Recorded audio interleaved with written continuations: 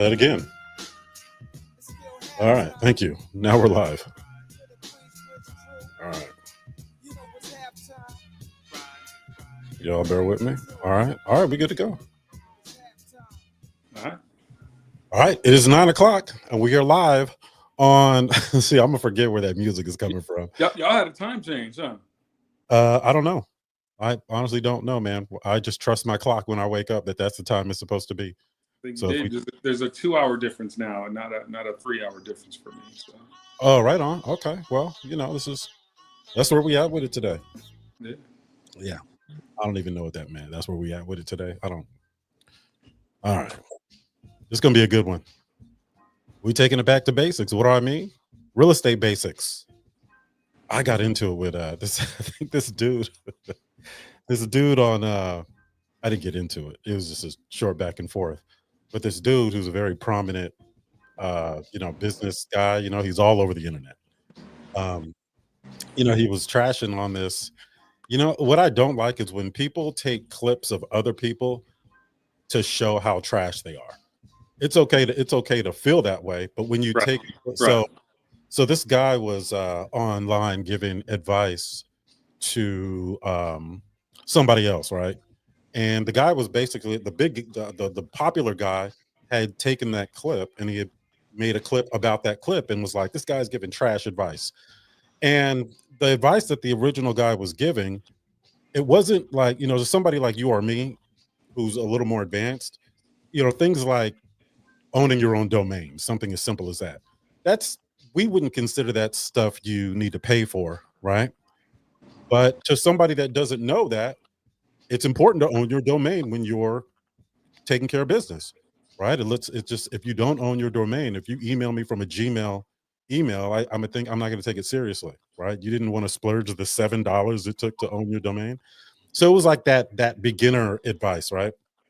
And he was like, "This advice is trash," and all this, and I just reached out to, I just commented, I said, you know, it would probably be more constructive instead of saying that this person's advice is trash, maybe just say, you know, in addition to, or, I would take it a bit further, but don't say that, like, I'm like, why do you have to do that, dude? Like, you don't have to, let your, you don't have to put somebody else down to say that your product or service is good. Just give your positive advice. You don't have to.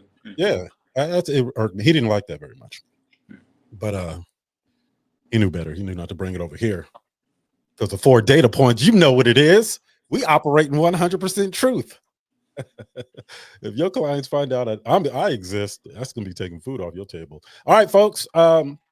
James, tell everybody who you are and what you do, real quick, man. Before we jump into this, we'll continue having people jump in on Clubhouse. For those that just showed up, we are live on TikTok, Instagram, Facebook, YouTube, Clubhouse, LinkedIn.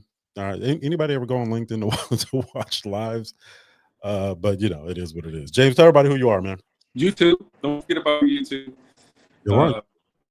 So good morning or good afternoon, depending on where you are. My name is James Lewis. First of all, welcome to the 4 Data Points Academy.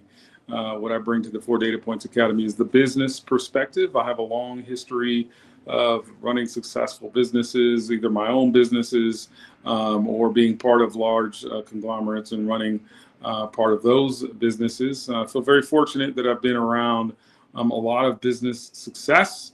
One of the things that I say to folks is, surprisingly, the most accomplished business people that, I've been around certainly are not necessarily folks that you think about that are running their own businesses. They're folks that are CEOs or, senior leaders of, the businesses that, the big companies that, Lowe's, Home Depot, some of the companies I've worked for, CarMax's, things like that.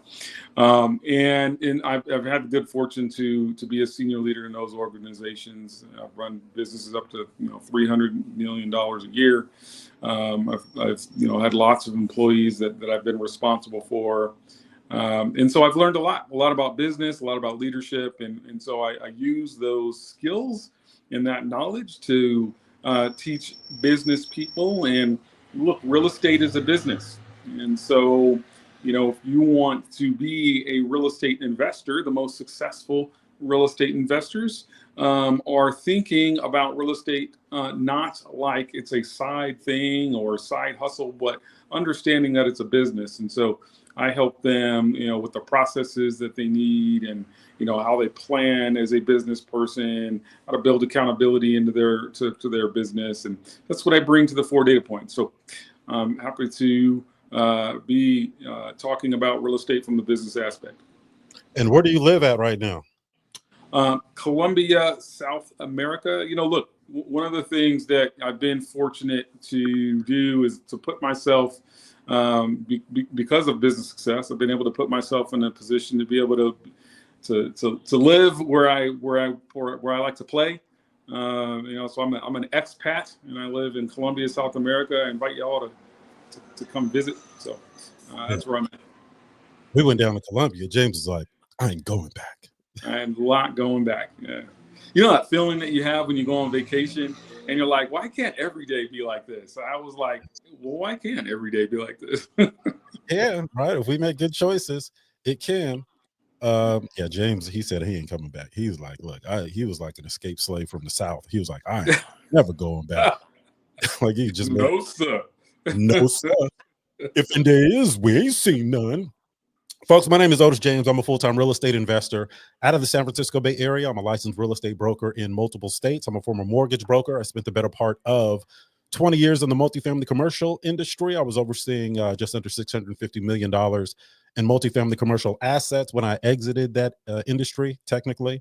I took $585 some years ago and created a company that had nothing to do with real estate that went on to generate 7 figures. I've generated 7 figures multiple times in active real estate investing, teaching it, non-real estate related on the entrepreneurial side. I utilize an outsourcing business model, by the way, which is probably one of my favorite business models because the cost of entry is low cost barrier to entry. I am licensed in insurance. No, I am not in the insurance business, but so I can speak intelligently about it because we leverage insurance policies to buy real estate. So I can speak intelligently about it. I got licensed.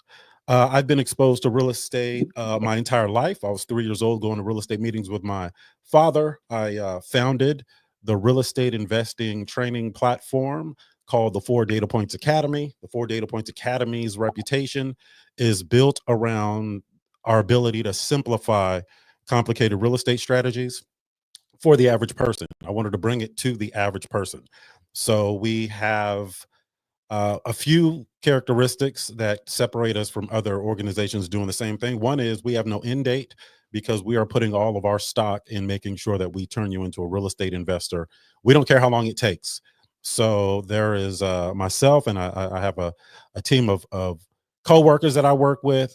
James Lewis, Dr. Alfred Smith is going to be heading up our leadership, personal development, and elite sales training. We haven't rolled that out yet, but we will be doing that. Tavares Garrett is our student relations manager.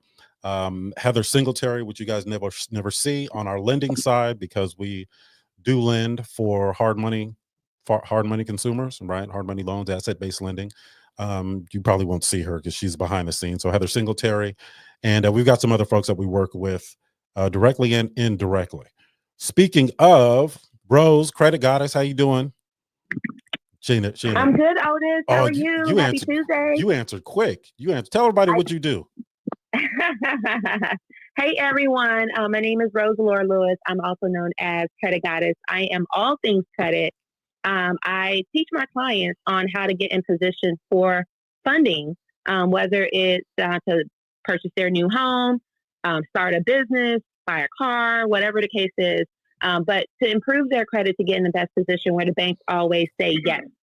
Yes. So that's what I do. So I'm here with Otis's student at the Real Estate Investing for True Beginners because, credit is needed as leverage. So I'm here to answer any questions that you may have. Thank you for having me. Thank you. And when are we going to talk? When are we going to that phantom call that's supposed to happen?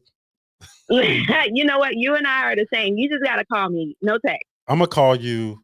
I'm not even going to say I'm going to call you today. I'm not even going to say it. I'm not I even know. gonna jinx it. Don't hold. I'm not gonna hold you to it. But you might get a call from me today. That's all I'm saying. Okay. All right, Tavares, I know you taking your better half to the ferry, brother. You can you hear us? You on? I'm on. What's up, everybody? I'm Tavares. Hope y'all doing well. I'm from the San Francisco Bay Area, the Yay area. Yeah. And I am a health and transformation educator. And I'm here to help out my brother O with the 4 Data Points Academy as the manager of student relations. I founded the Body Synthesis where we mitigate health risks through preventative medicine coaching. I'm also the CEO here at 4 Data Points Academy, the chief energy officer. So act like you know, set your stage, and let's get it.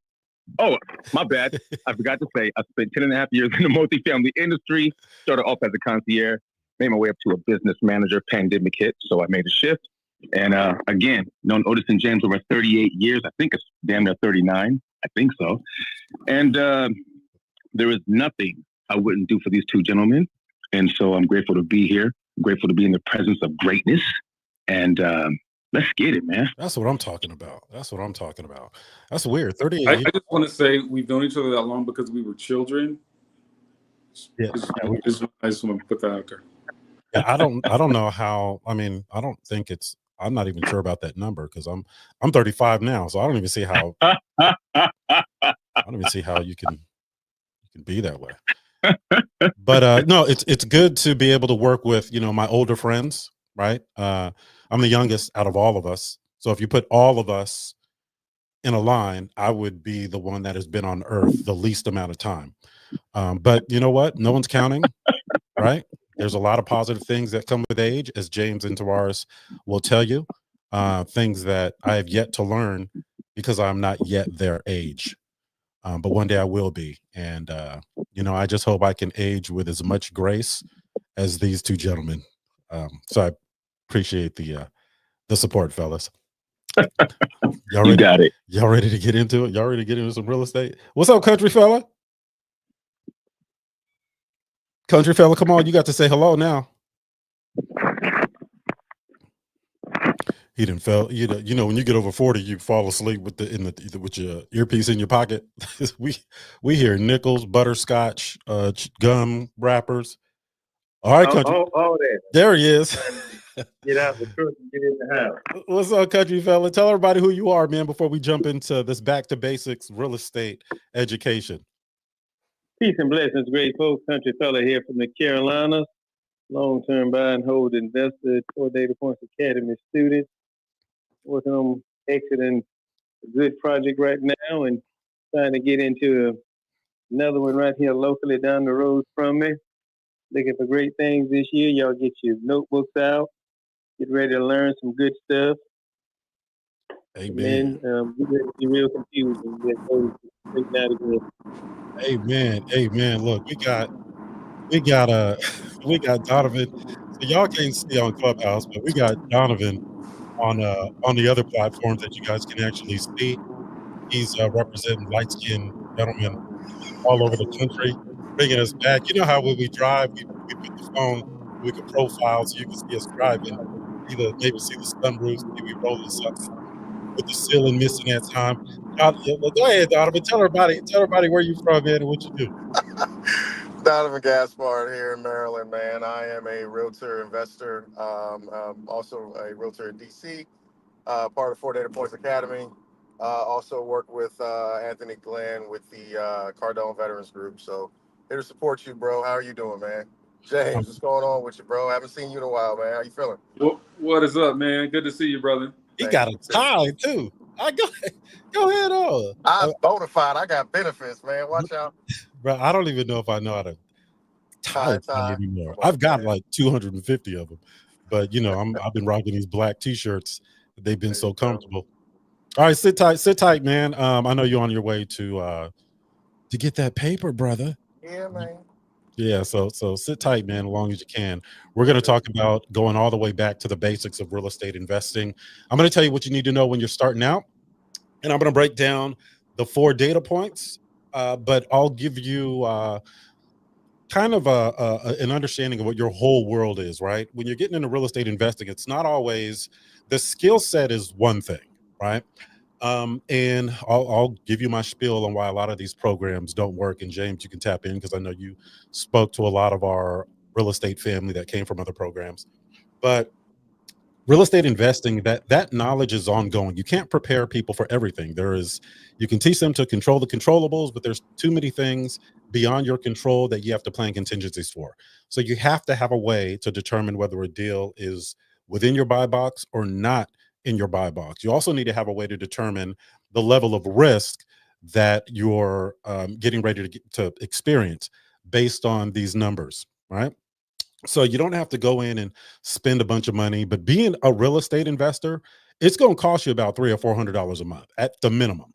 So if you don't have a disposable $300 or $400 a month, don't even try to get into real estate investing until you are in a position to where you can do that. Now, I also don't think even when you do have the disposable income to maintain a real estate investing, what do you want to call it? It's not a business yet because you are the business, but your path on real estate investing, even if you do have the disposable income, I still don't recommend people just quit their jobs like the internet would suggest, right? To take a leap of faith, right? Burn the ships. Ain't that what they say, James? Oh, yeah, you just got to burn the ships. Quit. Go pursue your dream.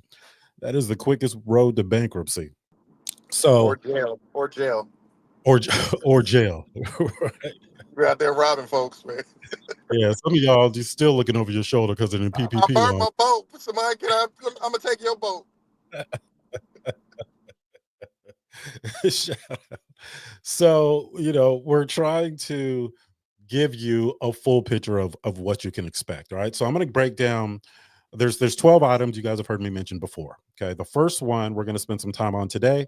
The other 8, I'll go over just so you guys know what they are, and I'll let you know how they impact your business as a new real estate investor. Now, before we get into these items, these 12 things, we got to do some myth busting. Okay.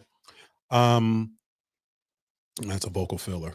Let me not say when I say it's usually because I'm trying to articulate something in the politest way possible without offending anybody. I'll say this: your first deal is not going to be $1 million. Is it possible?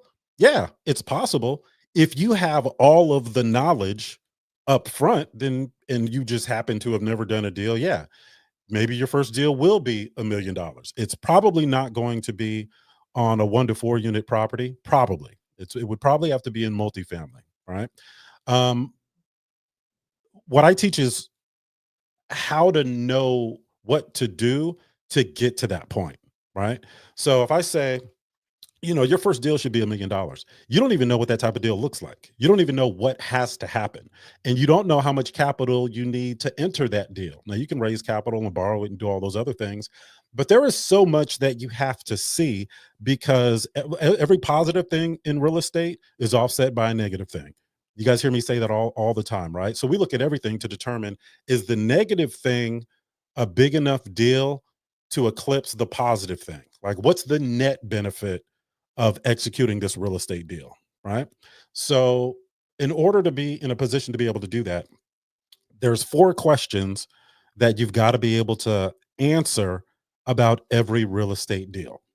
And the 4 questions are, Donovan, you say Donovan, what are the 4 questions? Let me test Donovan real quick. Come on, light skin. It's been a while, man. That's how you know. See, that's how you know. How much He's does setting it this up. cost? How Yep. much does it cost? How much Okay. it costs to fix up? Yep. How much I'm gonna make after I fix it up? What's it going to be worth when we're done? Okay.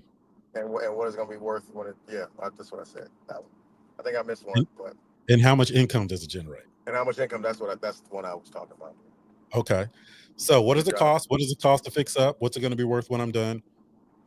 How much income does it generate? Now, let me show you why that's important, right? And it probably seems like those 4 questions don't carry much weight, but let me give you an example of what these 4 questions tell you. Okay. So if I'm buying a piece of real estate for $100,000, let's just say I'll make up the 4 data points. So what does it cost? $100,000. Okay, 100K. What does it cost to fix up? Let's say $30K. What's it going to be worth when I'm done? Let's say they're selling in a neighborhood where homes are selling for 140,000. Okay, so 140. Oh, what's up, Shelly? Come on up, Shelly. 140 is my ARV. That's what it's going to be worth when I'm done. How much income can it generate? Let's say 1,200 a month. Okay. Now, without even thinking, there's some things that this tells me already. Okay. Now, this is why the 4 data points is important. Now, if we were going to buy this the traditional way, we'd have to come up with a down payment. So let's say 20%. So that's $20,000 we'd have to come up with. Okay. That means we're financing 80,000 and our rehab is 30,000. Okay. Our rehab is 30,000. So when it's all said and done, we're going to be all in for 130,000. I'm not even going to add in closing costs and all those other fees. Okay. But I also know that it's going to be worth, when it's all said and done, about 140,000.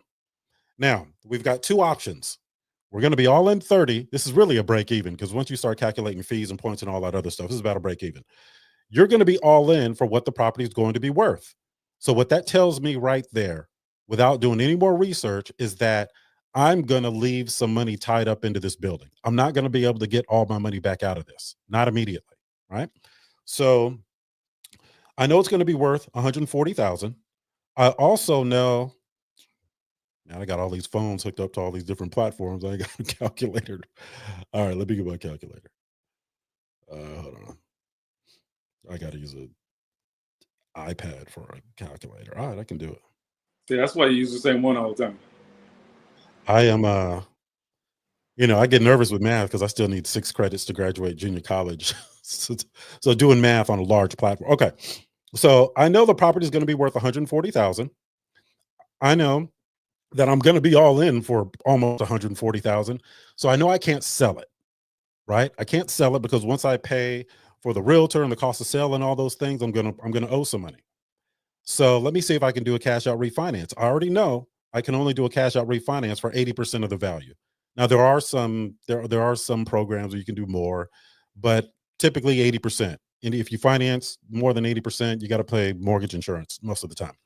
So I know 140,000 is my ARV times 0.80. I already know I'm only going to be able to get a loan for 112,000. Okay. I'm going to be all in 130, over 130. And I know I can only get financing for 112,000. So what does that mean? That means that $20,000 down payment that I put in is going to stay in the deal because I haven't increased the value enough to where my 80% cash out refinance is enough to cover all of the expenses I incurred to get to that point. I know that. So when data point number 1 and data point number 3 are too close together, you already know that you're going to leave money in the deal. Okay. Now, if your buy box, if your requirement is, James, what you doing? If your requirement is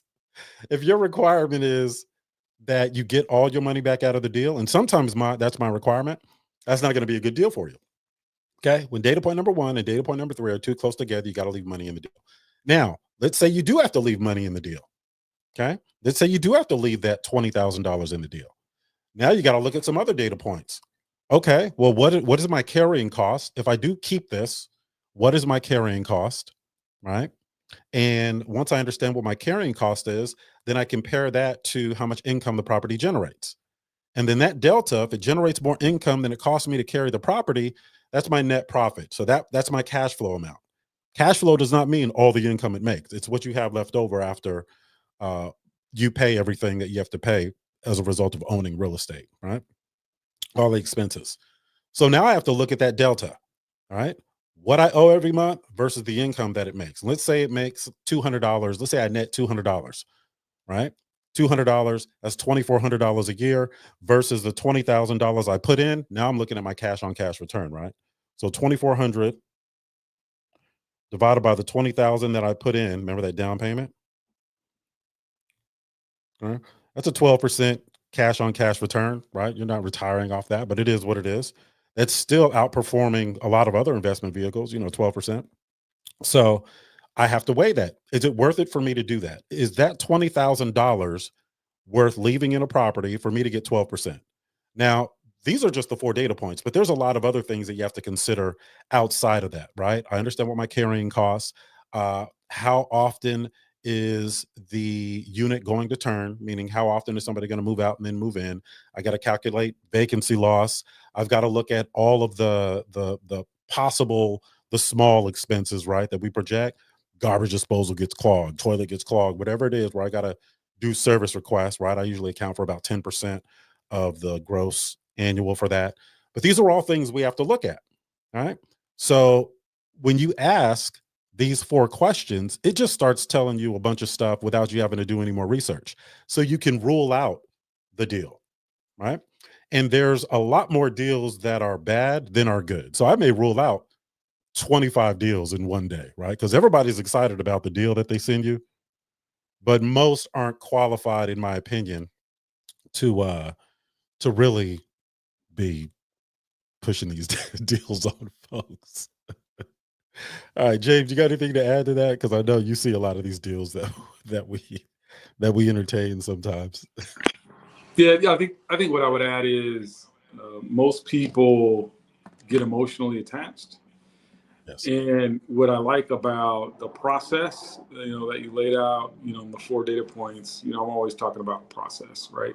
And the 4 data points is a process to help you understand whether a deal is a good deal or not the right deal for you. And by the way, a good deal is subjective in a way because a good deal for you and not necessarily a good deal for somebody else. But anyways, look, the idea is most people get emotional in their reasons for wanting to invest in a particular property have some emotion behind it.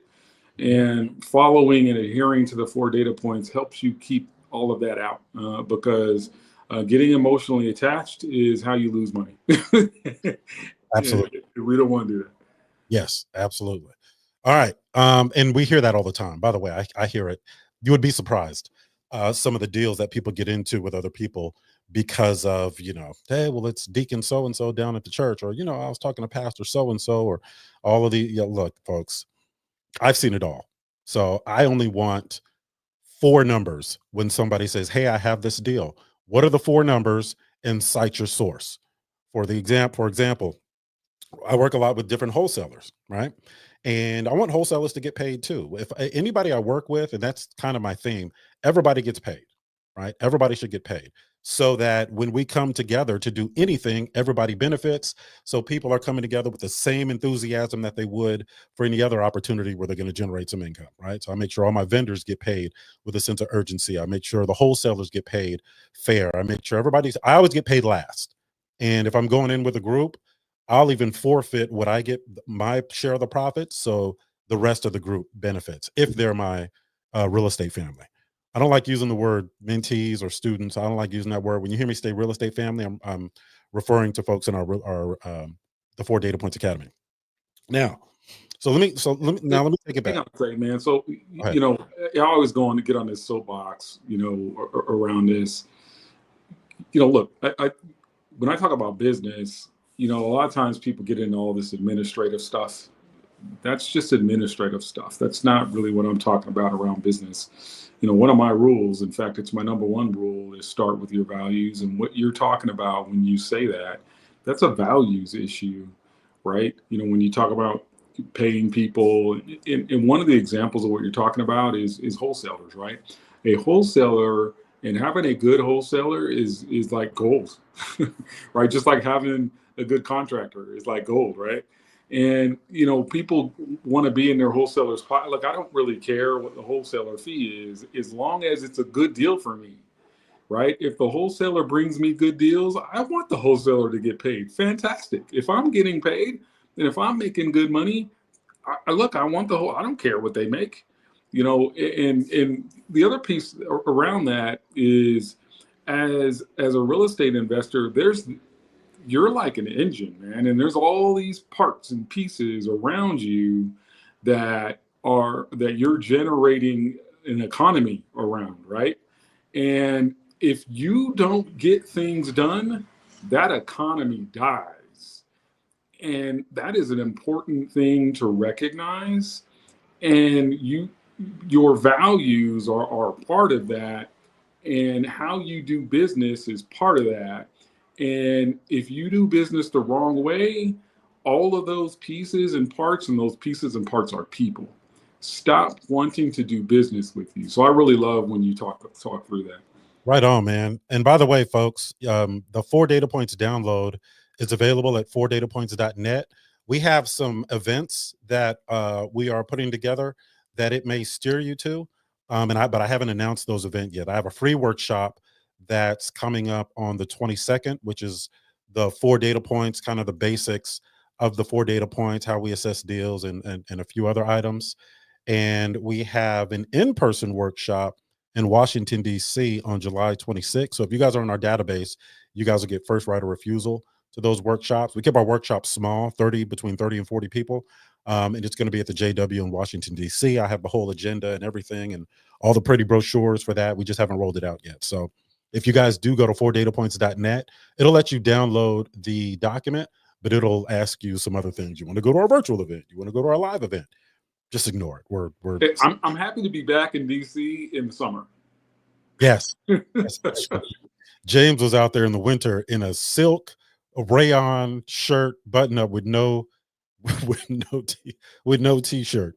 We walk into the after, we always go out after our events, and we were walking down the street, and James was like, it doesn't get cold here. I don't have warm clothes or cold clothes. You know what I mean. I don't have. He was real bold. Your brisk walk was on point. I got. And we called an Uber. It was waiting outside for the Uber. Like, what? Yeah. Can we wait in that? Can we wait inside? Yeah. You was like, is it too cold out there? We were like, no, it's not too bad. And in secret, we we're like, he's gonna die, dude. Somebody said, your friend's gonna die, dude. All right. So we will be in Washington, D.C. There'll be more about that at my events, whether it's virtual, well, specifically the in-person events. The goal is to under-promise and over-deliver on those. So if you guys, we've done, I think we're going on 50, because this is probably our 50th event, virtual and live, coming up. So we always have a pretty good turnout for that. That being said, all right, so let's get back to the conversation. What are the 12 things actually, let's take it back to the 4 data points. My point about the 4 data points is I needed to have a system in place to protect people that I'm teaching when I'm not there. Because when I'm talking on these different platforms, or whether it is, whether I'm talking on the different platforms or wherever you're hearing me, I've been doing this my whole life. So I've been exposed to real estate my whole life. So my ability to simplify it is, I don't know, I guess I'm good at it. All right. So people get false confidence when they understand a concept and then they go out and try to do it themselves. And I'll give you an example of a situation that happened some time ago. This wasn't anybody in our real estate family. They joined after this situation. And this is an example of how you can get excited. You can go out there and get yourself into trouble and then have nobody to bail you out. Right. So there was one person who was buying a property from a seasoned investor. Now, the person buying the property was a new investor, and they always get excited about, I got to get my first deal. I got to get my first deal. And James will attest that is very, very dangerous when you have, is that Anthony? Oh, hold on. Let's see. Is that hold on, Ant? I'm gonna send you an invite, man. Hold on. I got my brother Ant going on here. I'm gonna text you an invite, Ant, so you can jump on this jump on this live stream. Shout out to Anthony Glenn and the Win in Real Estate group. Man, those guys are in I'm a part of that group too. I could say us guys, but they actually down there killing it. They are killing the game. All right. So what happened was, hey, Ann, I just sent you an invite to jump up on the StreamYard, brother. What happened was they didn't run the 4 data points, and it's very dangerous when you have an emotional component attached to what it is that you're trying to do and you're not looking at the numbers. So this person, this seasoned real estate investor, went ahead and said, look, I will seller finance this property to you. And long story short, the seasoned investor just made it so it was so easy to get into this property. Basically, all the new investor had to do was sign. And when he did that, when the new investor did that, the property was already cash flowing. So basically, he signed some paperwork. He owned this property and was cash flowing like $400 or $500. And so he was good. So just before the 24-month mark came up, the investor, the seasoned investor, goes to the new investor and says, "Hey, how's it going?" And the new investor's like, "Man, yeah, I've made a bunch of improvements. Oh, it's cash flowing. Like this is my first one. I'm already getting ready to do my second one." And this had a lot of good things to say. And the seasoned investor says, "Well, where are you with paying off the balance?" And the new investor said, "What do you mean paying off the balance? We amortize this over 30 years."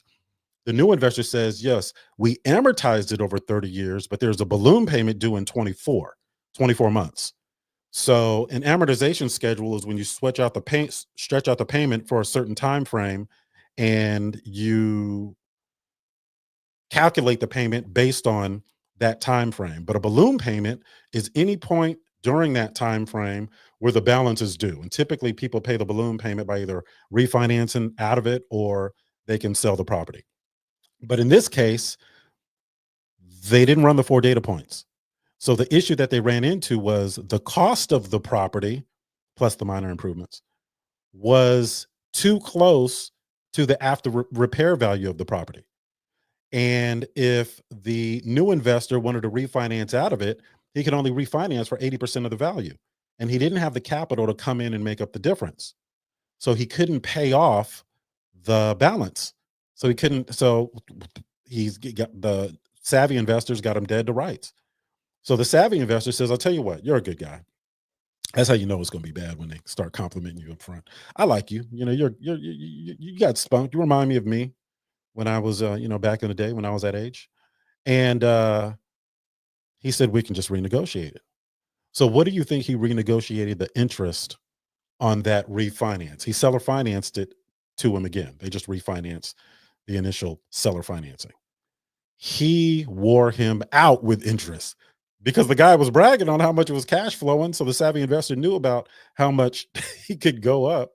And it just he had him. Now the guy was stuck in that property and it wasn't cash flowing, and he started to go underwater because once you get into the expenses and all these other things, he didn't take that into consideration. If the new investor would have ran the 4 data points immediately, and if he would have actually looked at the note, he would have seen that there's a balloon payment in there, and that balloon payment is going to keep him from being able, that balloon payment is not going to be paid off because the property is not going to accumulate enough value to where 80% of that new value was enough for him to refinance. So I said a lot to say a little. These 4 questions can protect you. These 4 questions are also designed to filter out the noise, to help you focus on what's important. I'll give you another example. Where Ant go? I'll give you another example. There's some people I think trying to come up on stage. So if any on Clubhouse, if you guys want to pull them up. Another example is shoot, I just forgot the other example that I was going to give. Shout out to being 36 years old. I don't know. You think I'd have a better memory than that. All right. So let me just jump back into it. 12 things you got to know, 4 data points. We already know how important they are. They help protect you. I'm sorry. This is what another example was when people have a pre-existing relationship with somebody and they let the emotion kind of influence their decision-making process and they don't run the numbers. So I'll get into we'll look at the 4 data points some more, but I want to get into all 12. But I'll just say this. You run these 4 data points to protect you. You run these data points to see if this property fits in your buy box. You run the 4 data points to make sure you don't get into something that you can't get out of. You run these 4 data points because it forces you to ask questions that will reveal things you wouldn't have known to ask about as a new investor. Okay. There's a reason why I brought it down to 4 data points, is because people can remember 4 questions and then I can build all of the other education on top of those 4 questions, but you're not getting past those 4 questions. Every seasoned real estate investor is confronted by these 4 questions. Whether it's a 1-bedroom condo or a 3,000 unit apartment development, you still got to have the answers to these 4 questions. Now, is it the end all be all to due diligence? Absolutely not. There's just 4 questions to help you rule out a deal so you can move on to the next one to see if that deal's in your buy box. All right. Also keep understand that your buy box is going to change over time. I know that TikTok and Instagram would try to convince you that it's not going to change and it's going to be smooth selling all the way through, but bad things are going to happen as a real estate investor. So it's my job to teach people how to mitigate the risk so they can make informed decisions to see if that bad thing is bad enough to take you out, if it's something that you can't put a contingency in place for. So there's 4 questions. There's a method to the madness, folks. I was in corporate for the better part of 20 years. I know how to teach this stuff. I understand the structure. I understand how people learn. I was in ministry for 3 years. So I know people. I know how people are. So trust me, 4 questions, and it's free. You guys don't have to buy it. You can download it for free. And if you are going to practice real estate without a mentor, you better master that first, because that thing is those 4 questions are going to keep you out of bankruptcy. Now, that's just the tip of the iceberg. There's a lot of other things we got to know, but let's get into the other 8, right? 12 things you need to understand in your real estate investing world. The first 4 are the 4 data points. Okay. That is step 1. That is week 1 when we teach it. By the way, our classes are starting again next week. So we're not doing any classes this week, as I announced yesterday. I'm going to be doing some more lessons and we're going to expand our program. So I just wanted to say that before I forget it. Now, the second group of 4, let's call them 3 groups of 4, 12. The first group of 4 are the 4 data points. The second group of 4 are the documents you need to understand that we use in real estate investing, typical documents. And there's basically 4. Now, are there more than that? Absolutely. But you better understand these 4 if you're going to do anything creative, right? Seller financing, if you're going to dovetail some strategies, right? Which means putting multiple strategies together. You got to understand these 4 documents, and you can just Google them. Okay. The first, if you're going to be dealing with any debt, you got to understand what a promissory note is. You got to understand the note.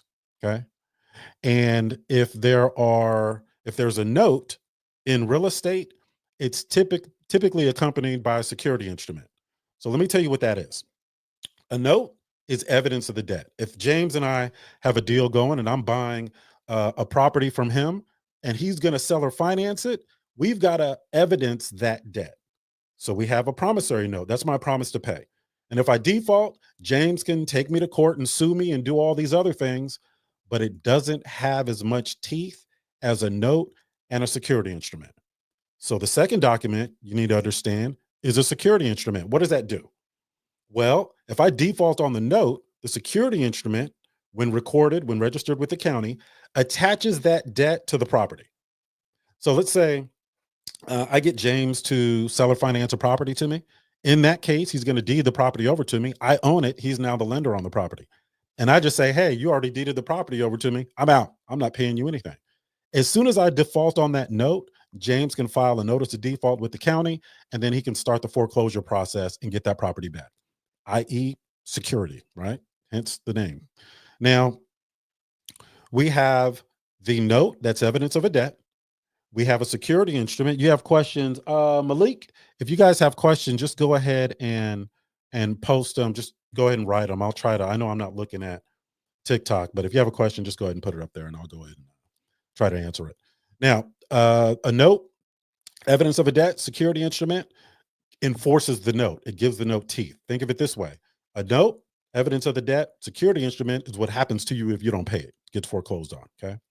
So you got a note, security instrument. The other document is a purchase agreement. You got to know how to write an offer, okay? Every real estate transaction has an offer. So you got to know how to write an offer. If you are new, don't stress yourself out about it. You can go to eForms or Rocket Lawyer. Those real estate purchase agreements are state specific. I don't have any affiliation with any of those companies. There's just companies that I use in lieu of having an attorney draft up every single document, right? But for the simple stuff, I'll do a standard eForms or Rocket Lawyer purchase agreement. Okay.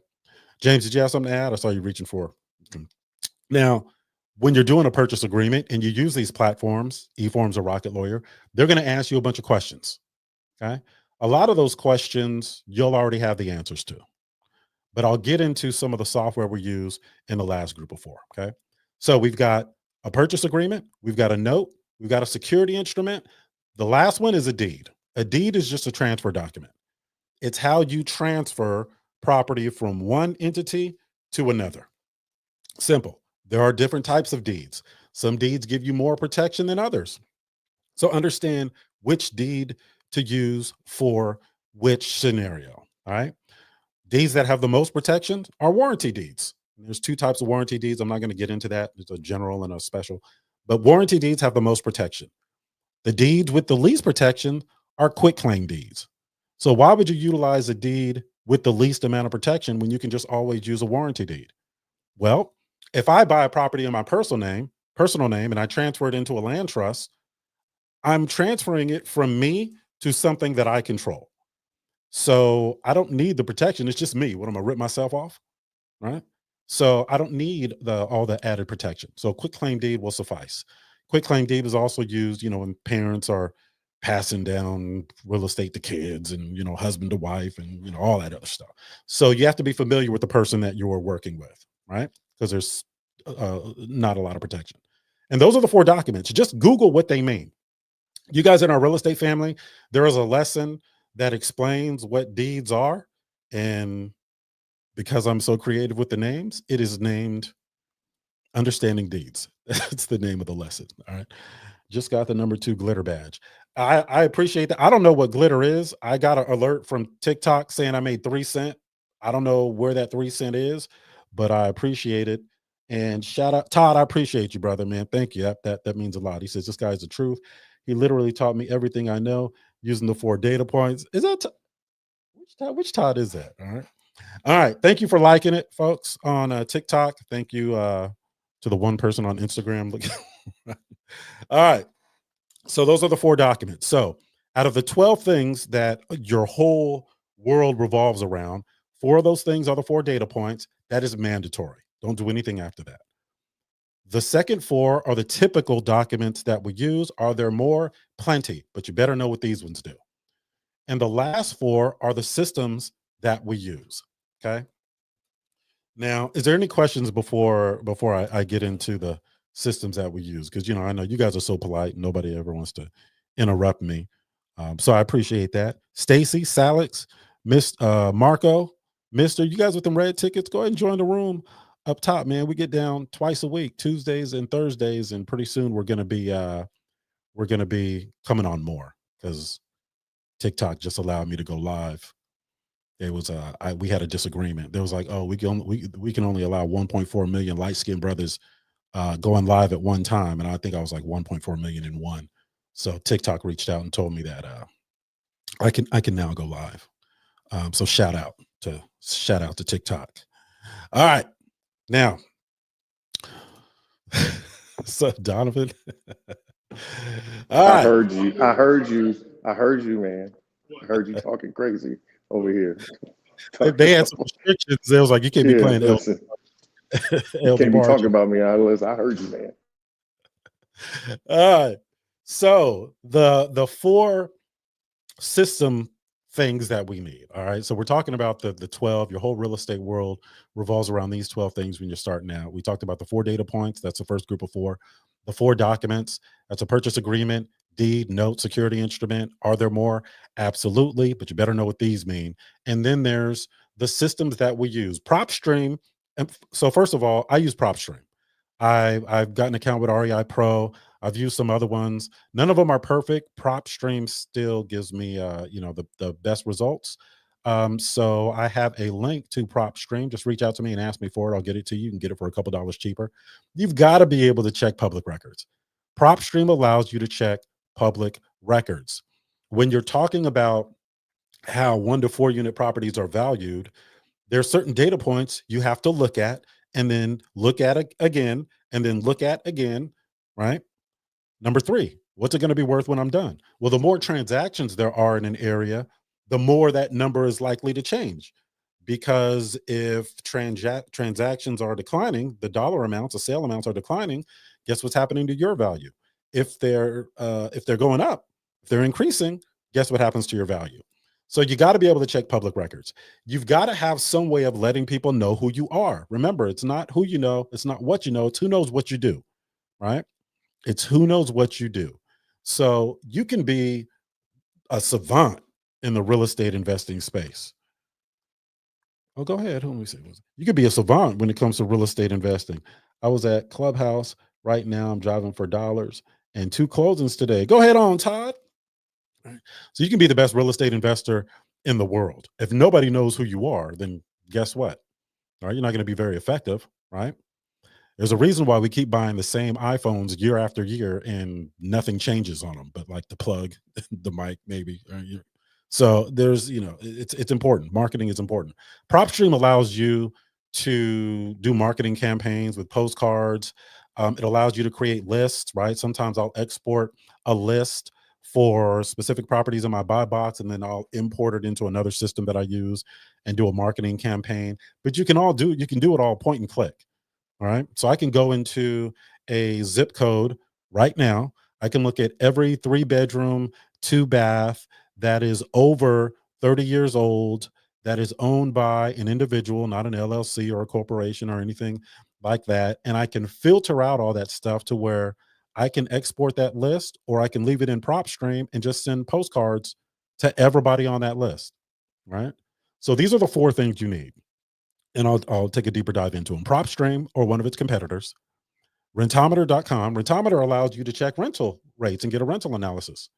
If you are going to keep a property, you need to know if it's going to generate enough income to service the debt. How do you know that if you don't know what it's going to rent for? So I don't know what, James, do you know what Rentometer costs? Do you know what, I don't know what that is. Maybe it's like $97 a year. Yeah, I don't know.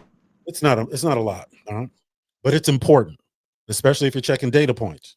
All right. Now, if you're doing multifamily commercial, you better have software that can do a rental analysis, because multifamily commercial, well, let's just say commercial, is valued based on the income that it generates, more specifically, the net operating income. So you better be on point with that. All right. So you got PropStream or one of its competitors, rentometer.com, so you can check rental rates. You can get a rental analysis. eForms or Rocket Lawyer. If you're going to be a landlord, they've got 99% of the forms you're going to need. All right. If you're investing with groups and you got to do an operating agreement, it's got some of those forms in there. Now, I recommend probably having an attorney do your first operating agreement, but it's got those forms in there. All right. So eForms or Rocket Lawyer, they're both pretty much the same. I use eForms because, I'm just used to it, but I have Rocket Lawyer also. The last thing is a landing page or a website. So let me tell you why. Okay. You need to have a call to action for every type of communication that you're doing. Okay. Anytime people see you, you have got to be telling them to do something, right? You got to be telling them to do something, whether it's call you, go to your landing page, email you, whatever it is, whatever the call to action is, that is probably the most important part of the communication that you're going to be engaged in. Now, let me tell you what happens if you mismanage that process. So I can go into PropStream right now. Should I do it? No, I'm not going to do it. I can go into PropStream right now, put a zip code in, just like I explained a little earlier, get a whole list of properties that fit in that buy box, and go ahead and market to them. In 90 seconds, I can have a postcard printed and sent out to them, the whole group. Okay. If they get that postcard and it has my phone number on there, what do you think is going to happen when they call me? Nothing. It's going to sound like this. And now I'm driving I'm driving to the dry cleaner to pick my dry cleaning up. I get a phone call to my cell phone. Ring, ring. Hey, hello, this is Otis. Hey, Otis, this is John Wilkerson over on 123 Main Street. I just got your postcard and said you said you were gonna make me an offer. Well, so what'd you have in mind? The best that I can do with all of my experience is get another phone call with this person. I can't give him an offer. I haven't looked at the comparables. I haven't even done Google Street View to look at the condition of the property. I have no information. Okay. So all I can do is, one, talk about myself, build rapport, right? And make him feel safe enough to schedule another call with me. Now, if let's say I have a QR code on those postcards that I send out. So if I send out a postcard, let's say I send out 500 of them, QR code. They click the QR code. Where do you think it's going to take them? To my landing page. What do you think my landing page is going to have on it? It's going to have a contact form. What do you think that contact form is going to be linked to? It's going to be linked to my email. So instead of the phone number being the dominant thing on my communication, that contact form is going to be the dominant thing. So I'm going to get an email alert that says, oh, somebody just replied to your communication. Somebody filled out the contact form.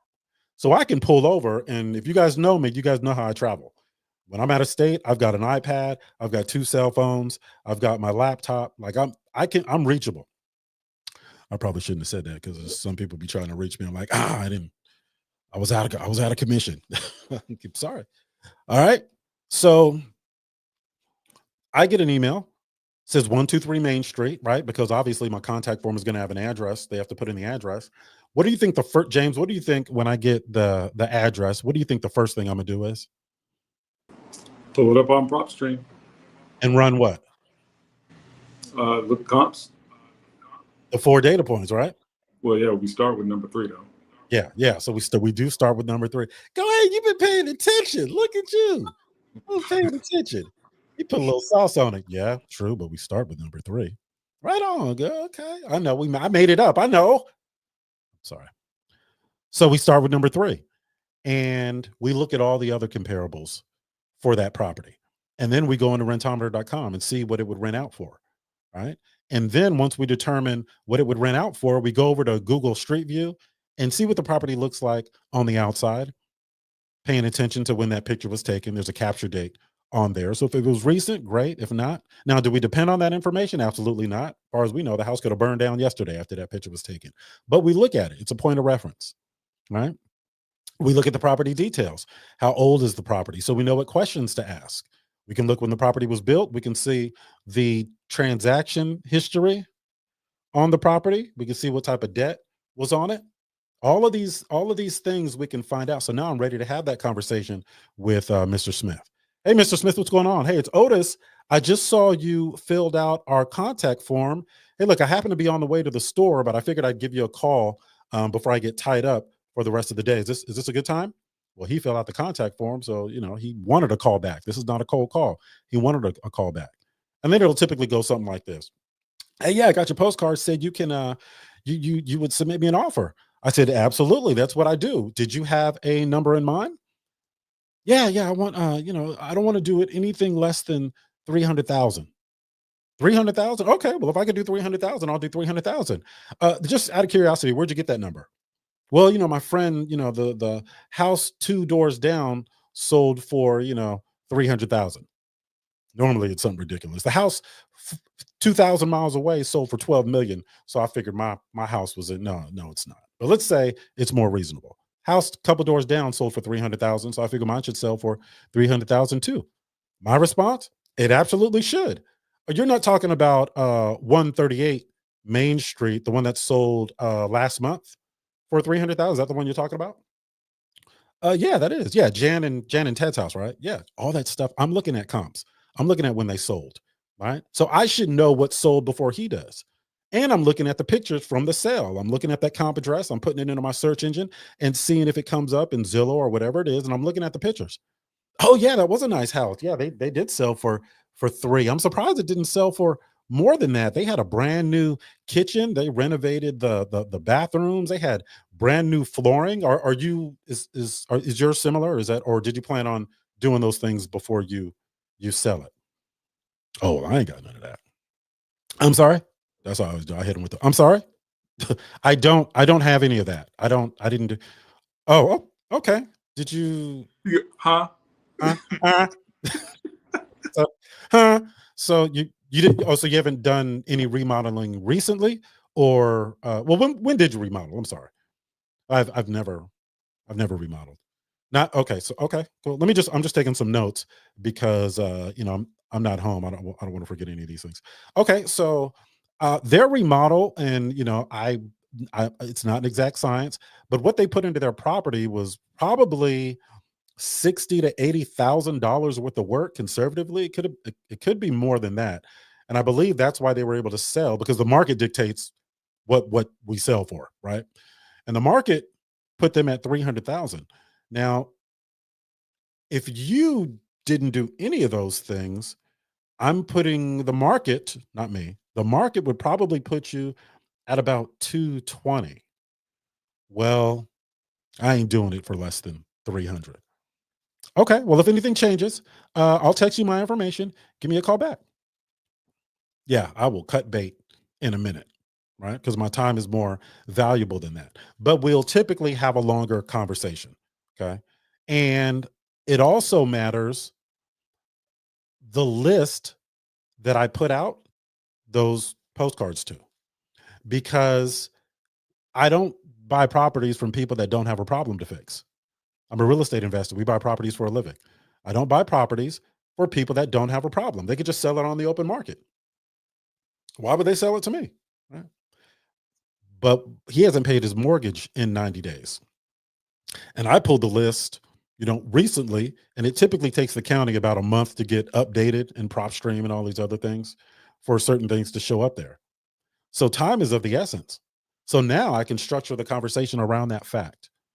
Well, Mr. Smith, hold on 1 second. I don't know what this okay, hold on. All right, here we go. All right. I don't know what was happening on Clubhouse, but it looks like a slot machine game. So much stuff going on over there. So where was I? It's so distracted. Or TikTok, sorry. So lost my train of thought. Hey, we have a question over here in Clubhouse. Good. Now I got to get my train of thought again. What's the question? It's from Sherry. What's up, Sherry? Can someone please pop the link to what Otis was speaking about from comps? You got them links, Yeah, it's actually, if you go to just put Otis or www.otis, ODIS. Actually, here, I got the link. Let me put it in the chat. Oh no, let me put it in the chat. All right. So the PropStream, she's talking about the PropStream link to PropStream. All right. All right. Shout out to 10K, man. That's a good dude. He put all this stuff together for me. All right. So I'm gonna copy that link. I'm gonna come back to Clubhouse and I'm gonna post it in the chat. There you are. It's my affiliate link. You guys get it for a couple dollars cheaper if you go there. You got it. You got it, Sherry. All good. You got it too, Nicholas. Amen. They were just saying thank you. So all right. We appreciate that. That's what's up. That's what's up. All right. Where was I? Okay. So my point is we have to have the ability to fact check about these properties. And we should be communicating with people that have a problem. If they don't have a problem, then you better have a way to compensate them, right, for working with you. Now, first of all, I'm gonna pause for any questions, because let me show you what that looks like when you guys put a deal together and you pay out of your exit strategy. And I'm gonna show you what it looks like with an apartment building. Because a lot of people think that they're trying to decide between going into residential or going into multifamily commercial. As a real estate investor, mark my words, right? Pay attention to this. You better be able to do everything, right? Because it's not all roses. There may be times when your credit takes a hit. Maybe you're over leveraged on properties. Maybe you went over budget. Maybe there was some things that happened beyond your control. There are so many variables to this that a number of things can go wrong. I had a situation where we were going way over budget because the staff that was working there, the vendors, were just messing up. And there was a situation where I tried to create some jobs for some people and it just didn't go well. So I started leveraging my personal credit cards. And then when we made, 6 figures on the deal, but I paid everybody else back first and I got paid last. So I absorbed all of the losses so no one else would have to. But that's just the way it goes sometimes. So what do you think happens when you use all your personal credit cards? Well, guess what? Your utilization goes up. What happens when your utilization goes up? Guess what? Your credit goes down. So it is a chain reaction in our business, and you still better be able to hunt when your credit gets tore off, when your money gets low, right? You still got to be able to survive. So when I teach people how to invest in real estate, I teach them how to operate in that environment. Now, this is this is one thing I want to communicate to people. If you don't have any money, don't get into real estate investing.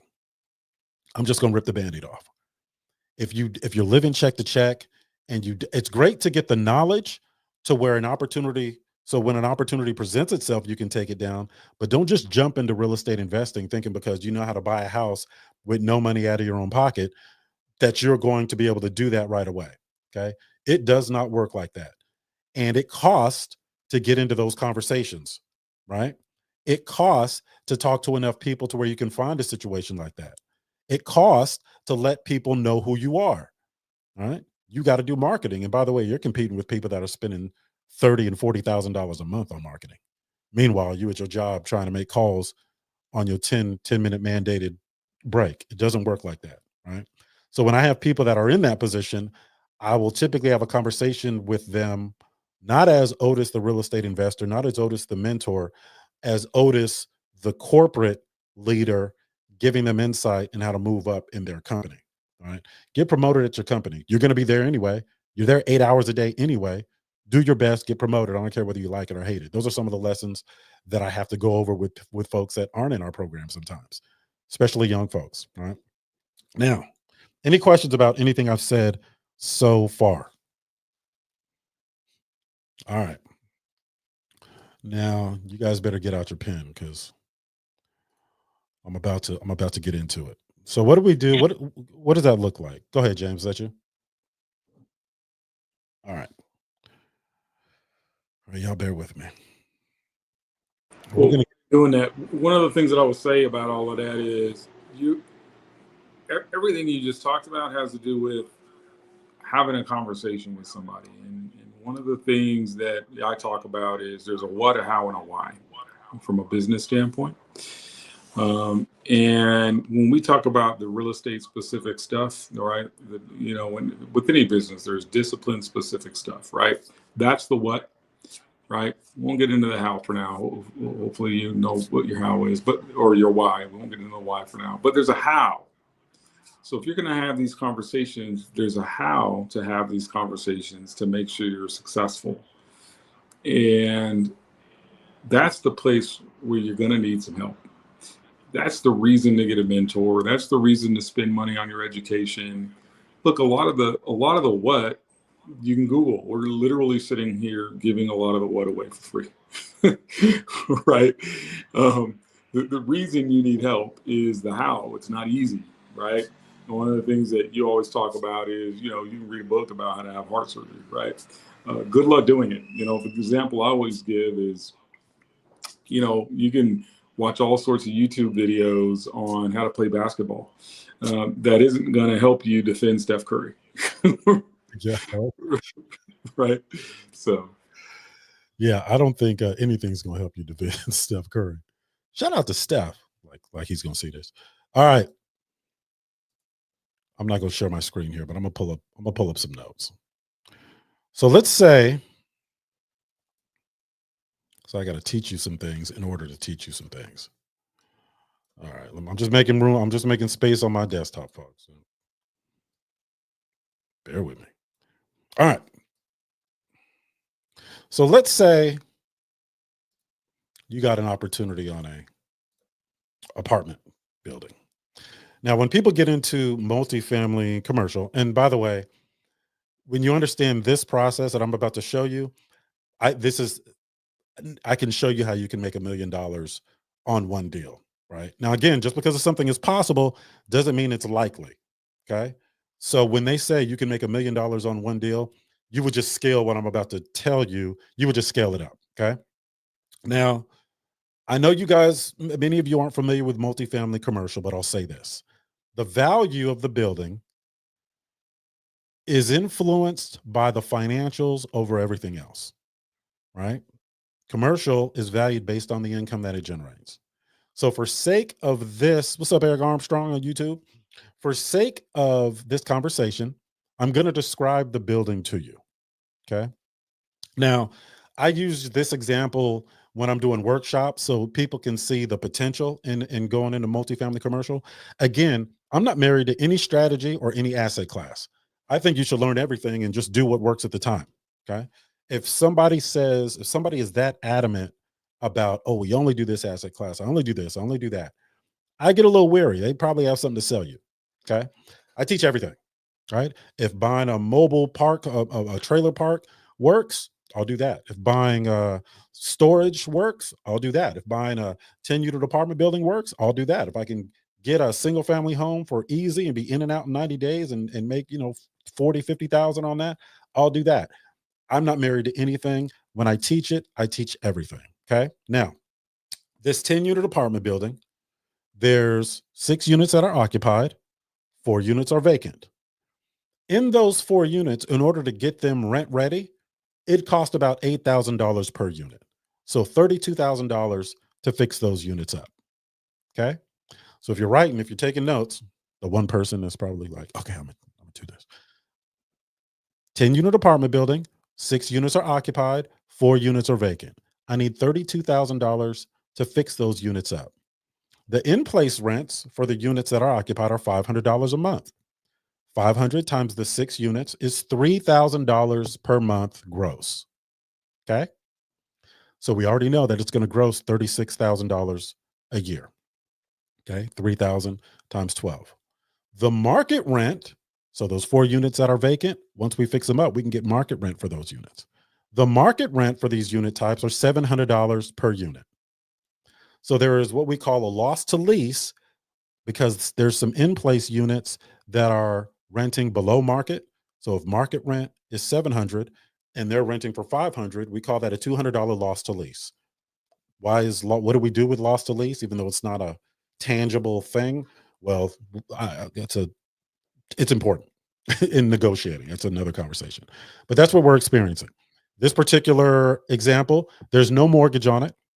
This is typically what you see: property, 10 units, been owned a long time, baby boomers going into retirement. They want to get out the game. The neighborhood cap rate is 6.5%.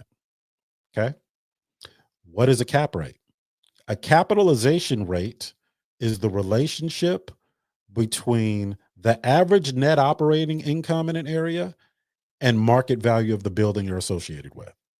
For example, if the building down the street sold for $3,000 or $300,000, and the net operating income on that building was $30,000, 30,000 divided by 300,000, the market value is 10%. 10% is the cap rate for that transaction. You take the average cap rate in the area and apply it to your subject property. Now, see, I've got to teach you some things to teach you some things. Cap rates and all that can be manipulated, right? They're great for conversation. They're great for negotiating. All that stuff can be manipulated. That's a much longer conversation. I'm not married to cap rates. I'm married to cash flow. All right. So there's no mortgage. A cap rate is 6.5%, and we're estimating 20% of gross for expenses. Okay. So those are 8 characteristics that I just shared for this property. It's 10 units, 6 are occupied, 4 are vacant. The 6 that are occupied are getting $500 a month each, totaling $3,000 a month, $36,000 a year. The market rent in the area is $700 per unit. That's what we can get for the 4 vacant units if we fix them up. What's it going to cost to fix them up? $32,000 to fix them up. There's no debt on the property. The cap rate is 6.5%, and we calculate the expenses at 20%. These are the documents that I'm going to use in this transaction: a purchase agreement, a note, which is evidence of the debt, a deed that's going to transfer ownership, and a security instrument that's going to give whoever the lender is, which is going to be the seller, because there's a seller financing component to this, the ability to foreclose. Okay. So now we're going to do it in steps. Step 1, we have to determine the value by calculating the net operating income. We already know that there's $3,000 income per month times 12 is $36,000. We back out 20% for expenses. We're at $28,800. $28,800, and this is a formula to determine value on a multifamily commercial property. It is the net operating income divided by the cap rate that equals value. Okay. So if the net operating income is $28,800, the cap rate is 6.5%, as a decimal 0.065. The value of our building is $443,077. Okay. It's funny, cannot find my glasses. All right. So $443,077 is the value of our building. Now it's time to negotiate. So I'm going to reach out to Mr. and Mrs. Smith. Everybody's name is Mr. and Mrs. Smith. All right. I'm going to say, hey, Mr. and Mrs. Smith, look, and we're looking for a particular type of building. I'm looking for C-class. I want a building that I can add value to. I don't want a turnkey building. I don't want anything over 50 units. 100 units, you're competing with a different type of person. You're competing with a different type of investor. They are usually really well capitalized. And once you get up to that point, they're better capitalized than I am. All right. So I'm going to offer to purchase the property at the current value, $443,077. Now, by the way, I ran the 4 data points on this property, which is different than running the 4 data points on residential.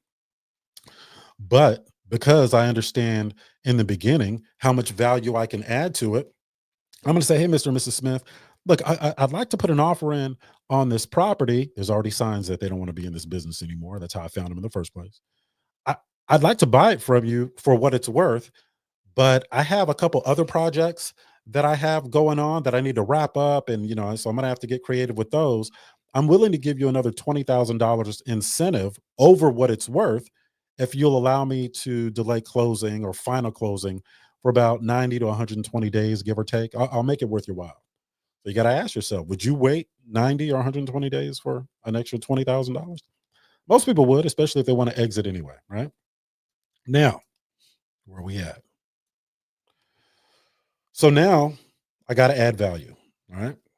Got to add value. Oh, by the way, for sake of this conversation, I'm broke. I don't have any money. All right. That's probably an important detail. I don't have any money. All right. So I offer to buy it at the current value. I give them a $20,000 incentive. So due seller, $443,077 is the value of the building plus an additional $20,000. All right. Now comes the value add. Now I got to make the property worth more than I bought it for. So step 3, let's say there's a vendor that does the lawn, or maybe there's a vendor that can, that does the flowers or something. Maybe they got a little vendor contract for some curb appeal stuff. And I find out who he is. I'm going to approach that vendor and say, hey, how much would it cost for you to do some, and I always include one vendor just so you guys can see the full example. How much does it cost for you to do some curb appeal stuff? Maybe just, cut the lawn, some flowers, and a building and a power wash. Vendor says $2,500. So I tell the vendor, hey, look, I'll give you, go ahead and double it if you do a net 90, right? Net 90 or net 120, and then you can double it, and I'll keep you on once I have the building, once I have it stabilized, I've exited. Okay. So that's another $5,000 that I owe. But it cost me twice what it normally would because I didn't have any money to pay them up front. Now I'm going to utilize alternative financing because I got to rehab those units. Those units are going to cost me $32,000 to rehab. Not a major rehab. By the way, folks, I was overseeing 3,000 units at one time, and we had an actual kind of facelift package. It was the $8,000 package. That's where I get this from, right? The $8,000 number. So I can't get a lender to finance me $32,000. That's too low of a loan amount. But what I can do is go to a consumer lending site like lendingclub.com. Best Egg is another one, or any of their competitors. So a consumer lending site, I know, what do you call it? Not Best Egg, but Lending Club. They'll lend you $40,000 relatively easily. All right. They'll charge you a couple grand, but they'll give you $40,000. So I need 32 to fix these properties up, these units up. So instead of borrowing 32,000, I'm going to borrow 34,000 from lendingclub.com. Why the extra 2,000? Because they're not going to wait 90 or 120 days. They're like JG Wentworth. They need their cash now. So I got to start paying them back in 30 days. So I'm going to borrow enough to start paying them back with their own money. Okay. But now that I've rehabbed the units with that lendingclub.com money and I got it stabilized, and I'll teach you guys how to cure vacancy in another conversation. Now I got to go back and do the math because now I'm getting market rent for those 4 units at $700 a month. I know this is a lot, but this is what it is. So I owe the current owner, right? Or let's call it the previous owner, the initial owner, $443,077. That's what we valued the building at based on their financials. I threw in another $20,000 as incentive for them to work with me with this creative stuff. I owe the landscaper $5,000. It would have been $2,500, but I didn't have the money to pay him. So if he did a net 90 or net 120, and I promised to keep him on, we'll double it, $5,000. And I owe lendingclub.com $34,000. I needed $32,000 to fix up those units. I borrowed an additional $2,000 so I could start paying them back with their own money because I don't have it. So the total due is $502,077 I am on the hook for. Okay. But guess what? The property's already transferred ownership. That $443,077 I owed the owners, the initial owners, we put that as debt. We evidenced that debt on a note, and we added the $20,000 incentive to them. So I'm on for 463. I'm on the hook for 463.77. And then we incorporated the security instrument, registered that. So even though the property is in my name, they are listed as first lien holder. So they're acting as the lender now. Okay. So anything that I do with that property, those liens get paid first. So if I refinance the property, the seller gets paid. If I sell the property, the seller gets paid. I can't do anything without them taking care of that first lien. Okay. So you got to know how to set these things up so people will trust you when you are working with individuals, right, that are not savvy. So I owe $502,000 and change. I rehab the units. I lease the vacant units at $700 per unit. Now what am I getting in income? I've got the original $3,000 a month that I was getting. I've got the additional $2,800 a month in income. So now that's $5,800 per month in gross income. $5,800 a month times 12, $69,600. Remember, I back out 80% for expenses. My net operating income is $55,680. Then we do that same math we did when we valued it the first time. Net operating income divided by cap rate equals value. $55,680 divided by 6.5% or 0.065 equals $856,615. I created that value by increasing the income, but I'm still on the hook for $500,000. So what do you think I'm going to do after I create the value? I'm going to obtain financing for 80% of that value. I'm going to leave 20 in the property. I don't want to pay mortgage insurance. So I'm going to get a new mortgage for $685,292. That is my mortgage amount. When the lender wires those funds into escrow, the closing company is going to say, okay, we just received $685,292. Let's see what liens on the property have to be paid. Who do you think they're going to pay? The sellers, for the amount of debt that we have attached to the property in their favor. So it's going to pay the sellers $443,077. That's what we agreed to buy it for. It's going to include the $20,000 incentive. I'm going to pay the landscaper $5,000, and I'm going to pay lendingclub.com back their $34,000. So after I pay off all of the existing debt of $502,077, I walk away with $183,215, tax-free. It's not a taxable event. $183,215. And I came into this with little to no money, right? So when you hear people talk about, well, apartment buildings are intimidating, it's easy to increase the value in apartment buildings, easier than 1 to 4 unit most of the time. Because in 1 to 4 unit, your ceiling is set by what similar properties are selling for. If you have a multifamily commercial building, the ceiling is not set for that because the building is valued based on your financials. So if we can negotiate owning the property before we have to pay for it because we can't bring in financing for something we don't own, and structuring that lender or that initial seller as the lender, see, now we can borrow the funds to add value. And then once we do that, we can exit out of the property and pay everybody that we need to pay. And we should be doing it for a profit. In this case, I made over $183,000 and some change. But that's just the beginning, okay? Now the property is stabilized. I have a $685,000 mortgage on it, right? I still need to manage rents. Remember those properties? Now let's fast forward 2 years. Remember those properties that, I got to bring my calculator back out. Remember those 6 that were at 500? I'm managing rents up, and every time they move out, I turn the unit so I can start getting market rent for these units. So let's fast forward. Okay. I own the property. I have a mortgage of 685,000 and change. It's fully stabilized. Those 6 units that I was renting at $500 a month, every time somebody moved out, I turned it, got $700 for all of them now over the course of 2 years. And now we're going to do the math. Where's my calculator at? Let's see what we did.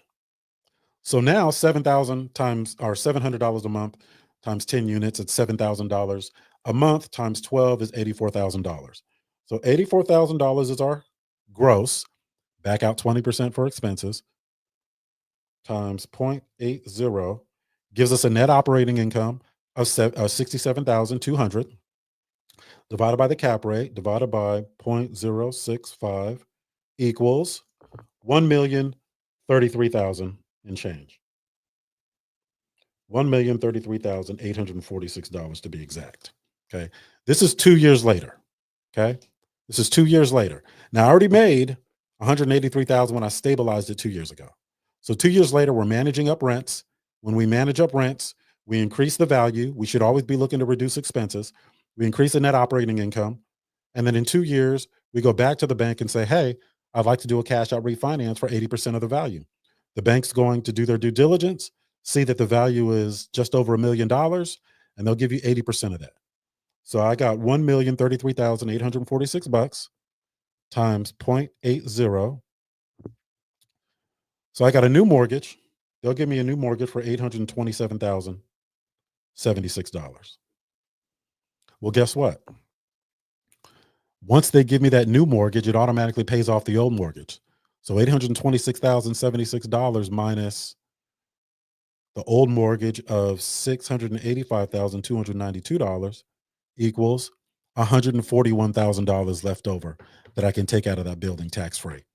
So I got 183,000 and change once I stabilized the property initially, and then I got another 141,000 a couple of years later. Now maybe it took 2 years, maybe it took 3 years, but we're managing rents up, and that's what we do, right? So now what's 141,784 plus 183,215? 325,000. It's like a few cents under that. So 325,000, and let's call it 3 years, even 4 years, right? Let's say 3.5 years. So ask yourself, and that's tax free, by the way, because there's no capital gains tax.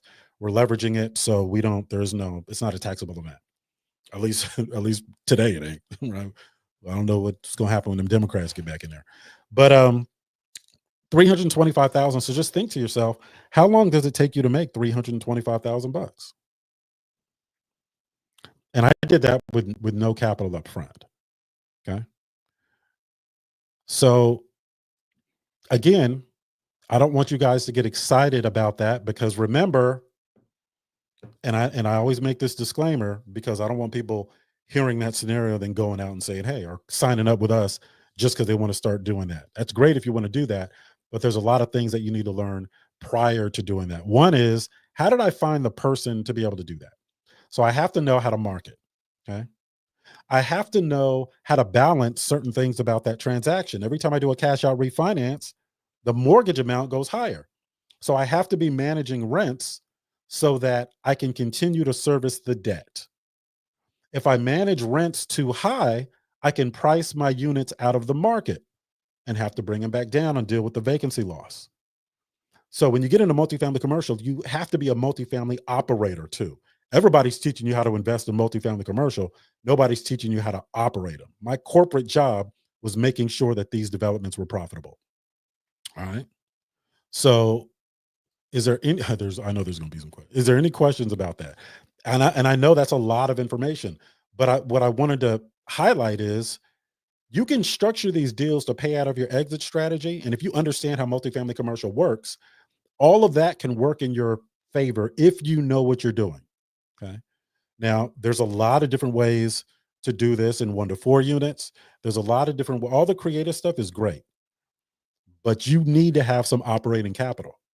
All right. You need to have some operating capital. All right. So is there any Tavares, you still with us? Tavares, where you at? Thank you. James, can you see Clubhouse, see if there's any questions on? Yes, we have one from Brandon. What's up, my man? What's up, Brandon? Brandon says, Otis, quick question. Got a friend selling a duplex for $60K, wants $30K down and $2,500 a month.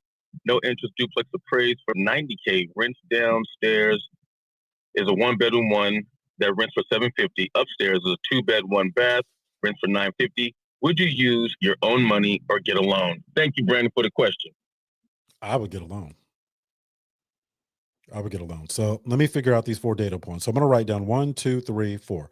What's the purchase price? What's the purchase price? Purchase price is $60K.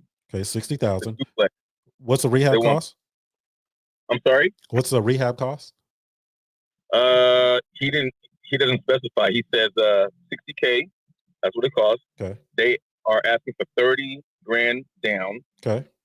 And 2,500 a month, no interest. And then the duplex appraised for 90K. Okay. And then it rents downstairs a 1-1 for $750. And then upstairs there's a 2-bed, 1-bath, which rents for $950. So what we don't have here is what would it cost to fix up, and how much. Well, we know data point number 4, but it's how much would it cost to fix up. Okay. So let's assume that it's ready, turnkey. He is. Wait, hold on, Otis. Uh-huh. Brandon says no rehab. Okay. So there's no rehab. Okay. Cool. So we need now. All right. So what does it cost? 60K. What does it cost to fix up? 0. What's it going to be worth when I'm done? 90K. How much income can it generate? 1,700. Now he is putting down 30, and if he puts down 30, he's paying $2,500 a month for the other 30 grand. So 30 grand divided by 2,500 equals. All right. So it's about. So he's going to go. By the way, Cheryl says you must be talking from another platform. Your voice is somewhat muffled. It is not clear. Cheryl, can you put in the chat which platform he sounds muzzled on or muffled? Sorry. I think she's talking about you, man. Oh, I think she's talking about you, Tavares. Oh, me? Yeah, you sound a little muzzled. It's not too bad. No, Otis. Oh, she's talking about me. Do I sound muzzled to you, Tavares? No, you sound cool. And then she says, in general, isn't better to always use someone else's? Okay, so she's now commenting, isn't it better to use someone else's money? But let's get you back to what you were doing. Okay. Sorry for the interruption. Go ahead. All right, so let's see. All right, so $2,500 a month. It's so 12 months. You're going to be paying $2,500, and then you're going to have 0 debt. Okay, so 0 after 12 months. Okay. Now the first 12 months, you're going to be negative cash flow, $800 a month. Okay. $800 a month, but you don't have to carry that 2,500 and I'm just talking out loud here. I'm thinking out loud. You don't have to carry that 2,500 all 12 months, because if you're using hard money, there's little to no deed seasoning requirement. Some do, but not all of them. So if it's valued at 90K and you've got it stabilized, you can get. Let me see what 75% of 90K is. Is it seller financing though? Yeah, it is. It was a seller financing. Yeah, it's seller financing. Oh, okay. But he can exit out of that in probably 4 months once it gets it stabilized. If he's got 90,000 times, why not just buy it? Why are we even using seller financing? I would use seller financing because if I deploy an additional 30 grand into that property, then that's 30 grand I could have put into another investment. So I would rather take. Go ahead. Yeah, but if there's no rehab needed, and if there's no rehab needed and it's worth 90K, your payment on a 90K loan is like $700. Just buy it with a loan. Well, he will. That's the thing. He will. Yeah, but you don't need a 30K down payment to do that.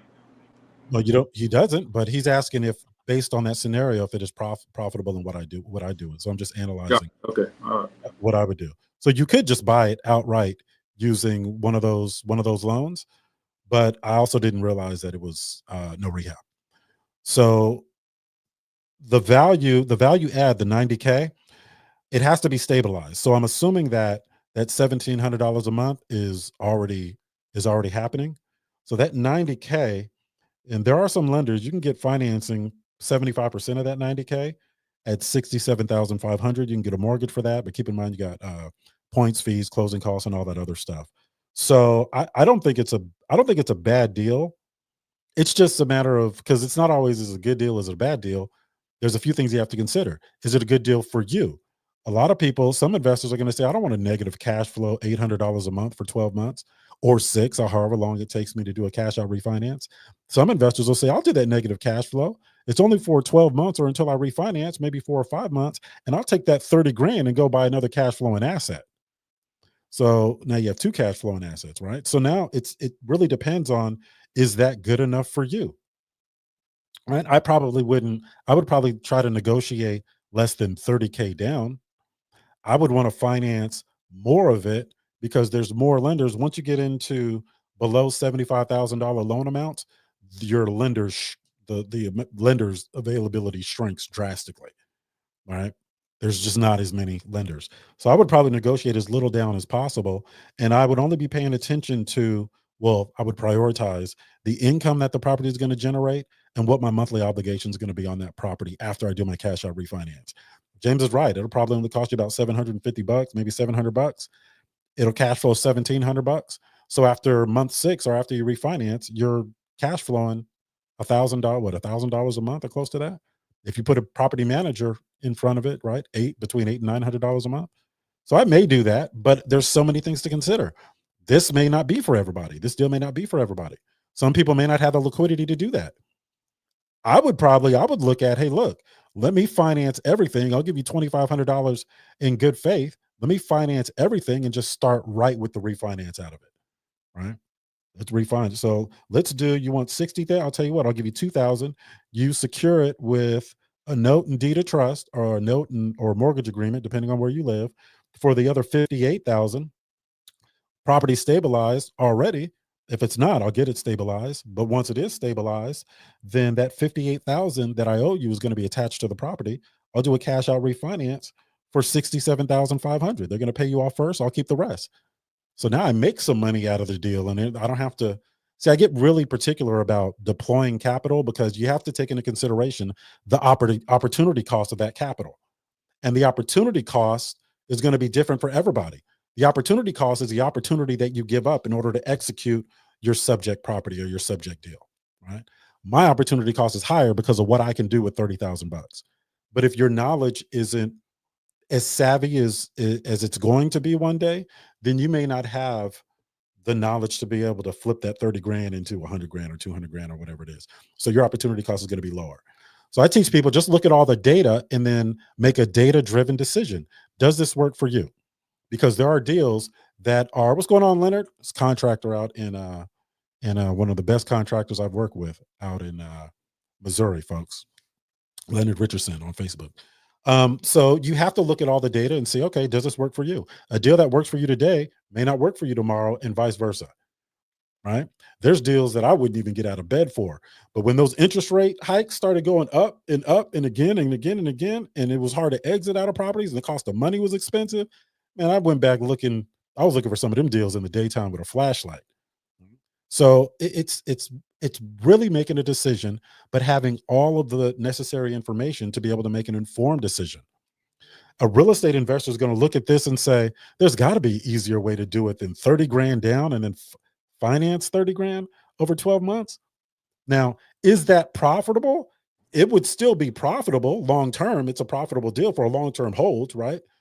But the opportunity cost of deploying that capital means you're missing out on something else. I want to leverage as much as possible, balancing it out with the income that the property is going to generate. So that's still attractive long term and able to absorb a lot of the maintenance and all that other stuff. And then use my cash to put into more cash flowing assets. James, you have something you want to add to that? It looked like you were coming off mute for a second. Yeah. What was the purchase price again? 60. So why not negotiate immediately change in title, refinancing quickly, and then pay them off. That's what I said that I would do. Oh yeah, okay. Yeah, so I'll give you $2,000 right now. Seller finance the other 58,000. We can attach it to the property in the form of debt. We're excited to inform you that your application, in the form of debt, right? Secure it to the property with a security instrument. So if I default, the seller can foreclose and get the property back, and then start the refinance process immediately. So I would check with. There's a few lenders that I would check with. Most of them will be able to do that. I want to finance more because if I finance too little, it's hard to get a lender to finance the low loan amount.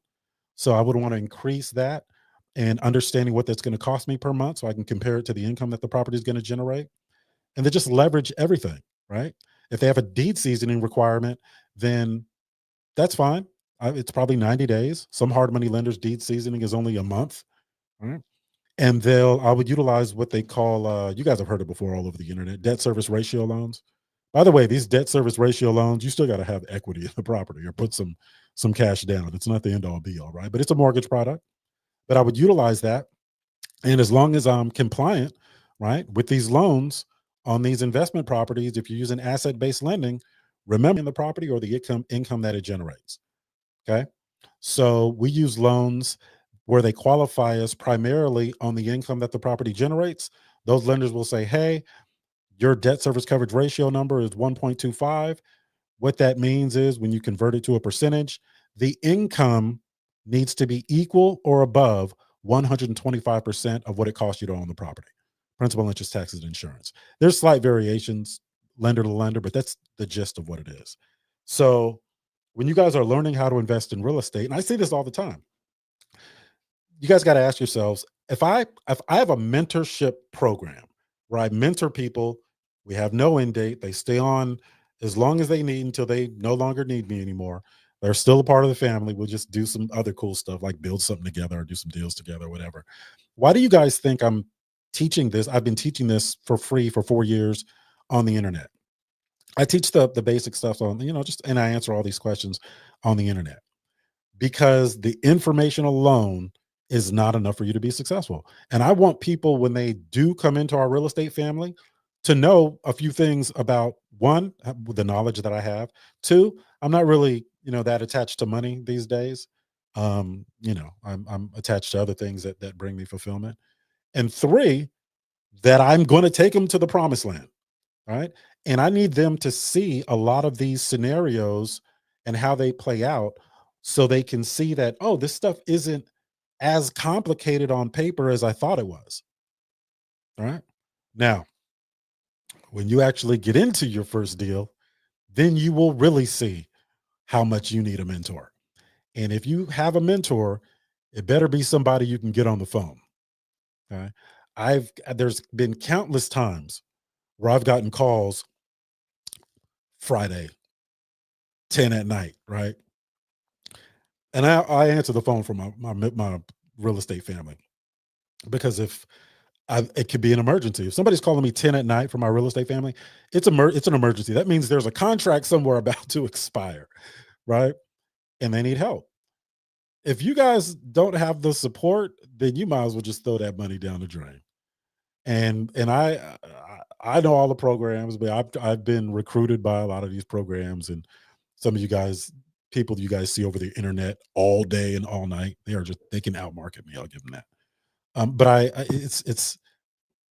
I see this, right? I see this. So, oh man, let me get back into it because I don't want to go off on a tangent there. I'll say this. I want to bring real estate investing to the average person. Okay. I understand the way this country is now. The average person may not be able to afford mentorship.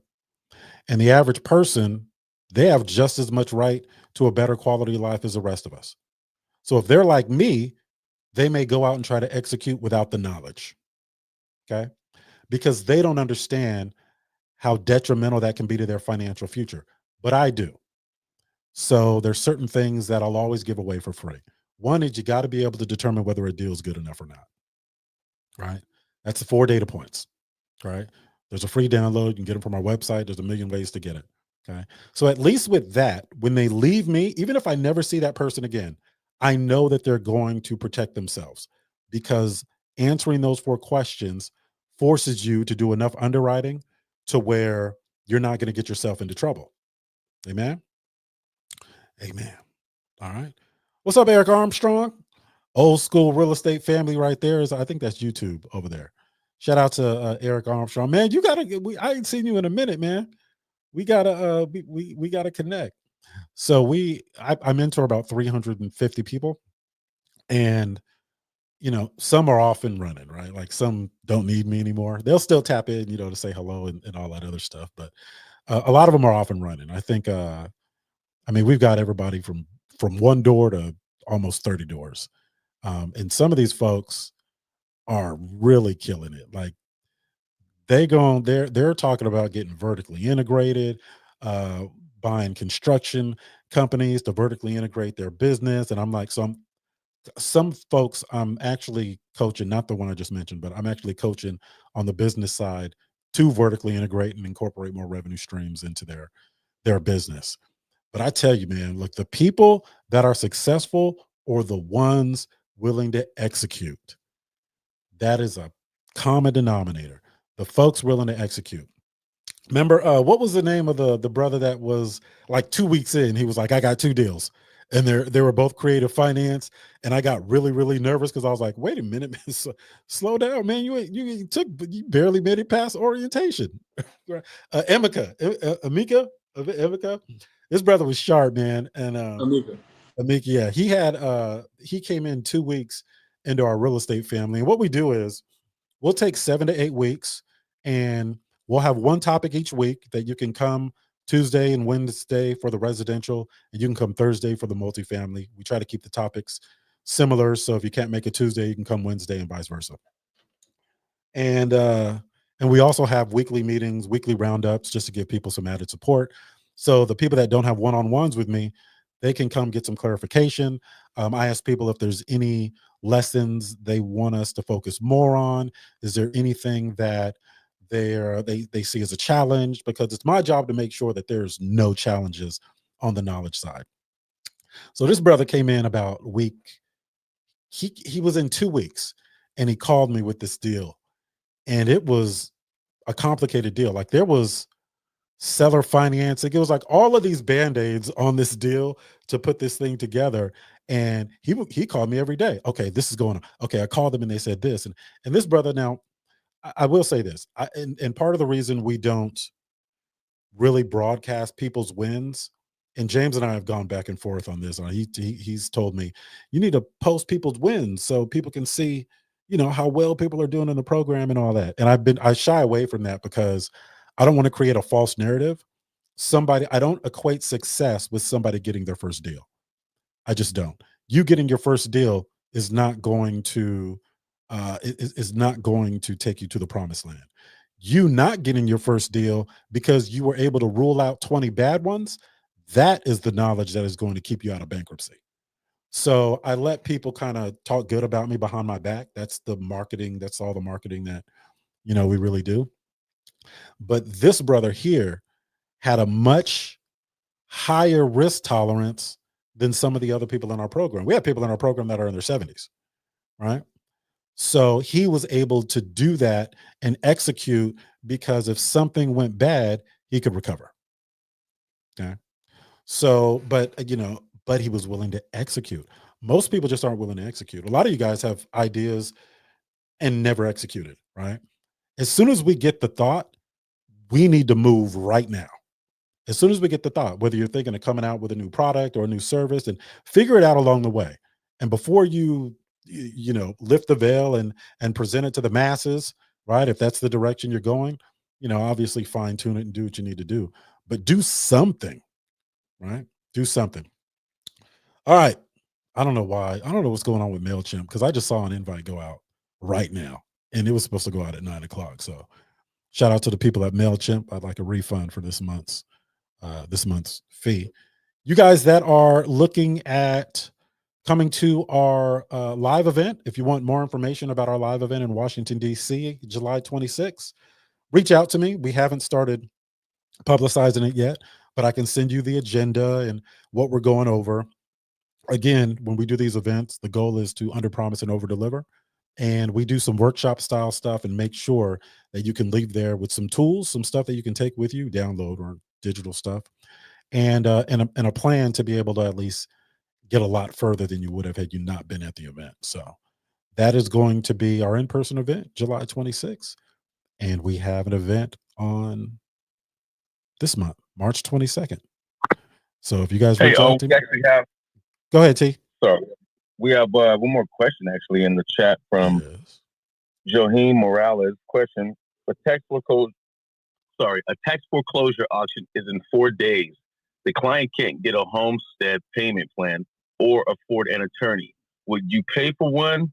I have before checked CAD, saw their name, paid for an attorney, and it worked out. But once title later found they didn't own it, killing the deal. Should I be more cautious or just accept the $3K as a cost of doing business? Well, I think it's the cost. You're going to lose money in this game, man. I would probably chalk that up as the cost of doing business. I had chalk it up as the cost of doing business. Folks, get used to messing with some real money. All right, get used to messing with some real money. If you lose $5,000 here, if you lose $3,000 there, that's par for the course, right? Like I've paid for inspections on buildings that cost me $4,000 just for the inspection, just to find out that building's not for me. That $4,000 saved me another $250,000 of purchasing a money pit. That had I not done that inspection, and it was going to be relatively easy to get that building too. But had I not done the inspection, I'd be in much worse shape. All right. So when you guys, and I know everybody ain't my client. I know that. And I try to work with people at all different levels, right? I offer something for everybody, even free.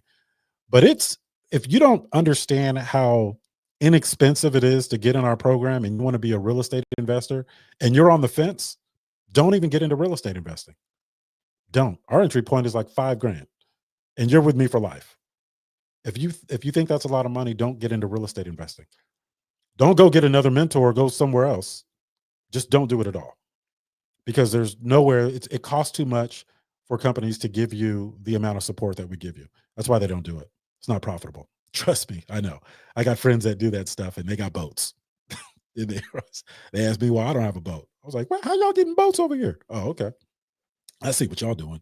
25,000, 40,000 to get in. Okay, I see what y'all doing. So that's just some advice for you guys. And I'm not saying that to be mean or sound any kind of way. I want to manage your expectations. All right. I want to manage your expectations.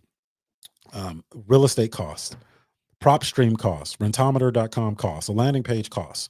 You got to have, be ready to spend $350 to $400 a month without making any money in real estate investing. Right? Because that's just what you have to do. You're an entrepreneur now.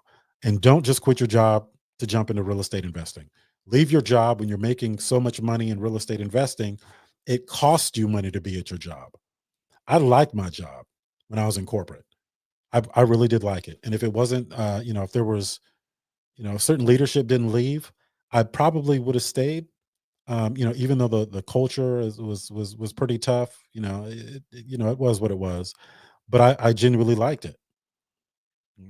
And, but it was only 12% of my income when I left. And I'm spending, 45 hours there a week. It just didn't make sense. So do that, right? Do that. Folks, we're going to wrap it up. I'll take any last minute questions. See, I'm not used to having it with no music in the background. You folks that join on TikTok, appreciate you. You folks that join on Instagram, appreciate you. Same with Facebook and YouTube and anywhere else we are. If you guys have questions, just reach out to me. Questions about our events, questions about our mentorship program. All right, you got 2 questions. I'm gonna wait for you. Is that T Boutiques? I think that's T Boutiques on Instagram. I'm gonna wait for you. What's your question? We're gonna wait for.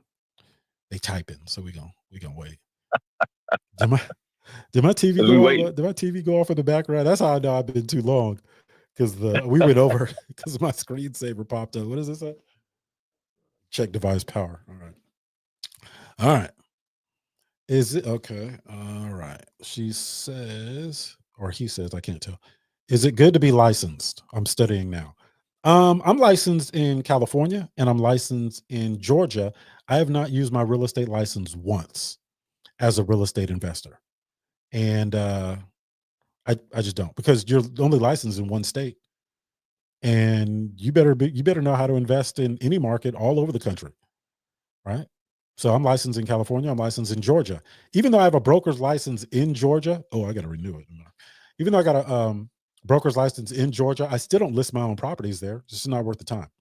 So I'll do a referral split with the with another agent. So one of the agents from our real estate family.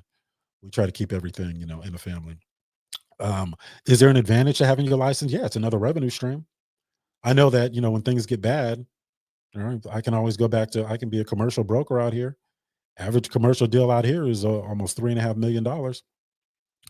What's 2% of 3.5 or 2.5% of $3.5 million? It's a lot more than I charge y'all to have a lifelong relationship. I could do that and have a 6-week, 8-week relationship with somebody. You know what I'm saying? So it's it's a revenue stream. Get it? It's not going to hurt you. I will say this: when you are conducting yourself as a realtor or a real estate professional, you are required to disclose that when you are talking to potential sellers. So, and I also wouldn't use the realtor documents. I would use a completely different set of documents because of how those documents are structured. There's the implication in some of those documents that there's an agency relationship.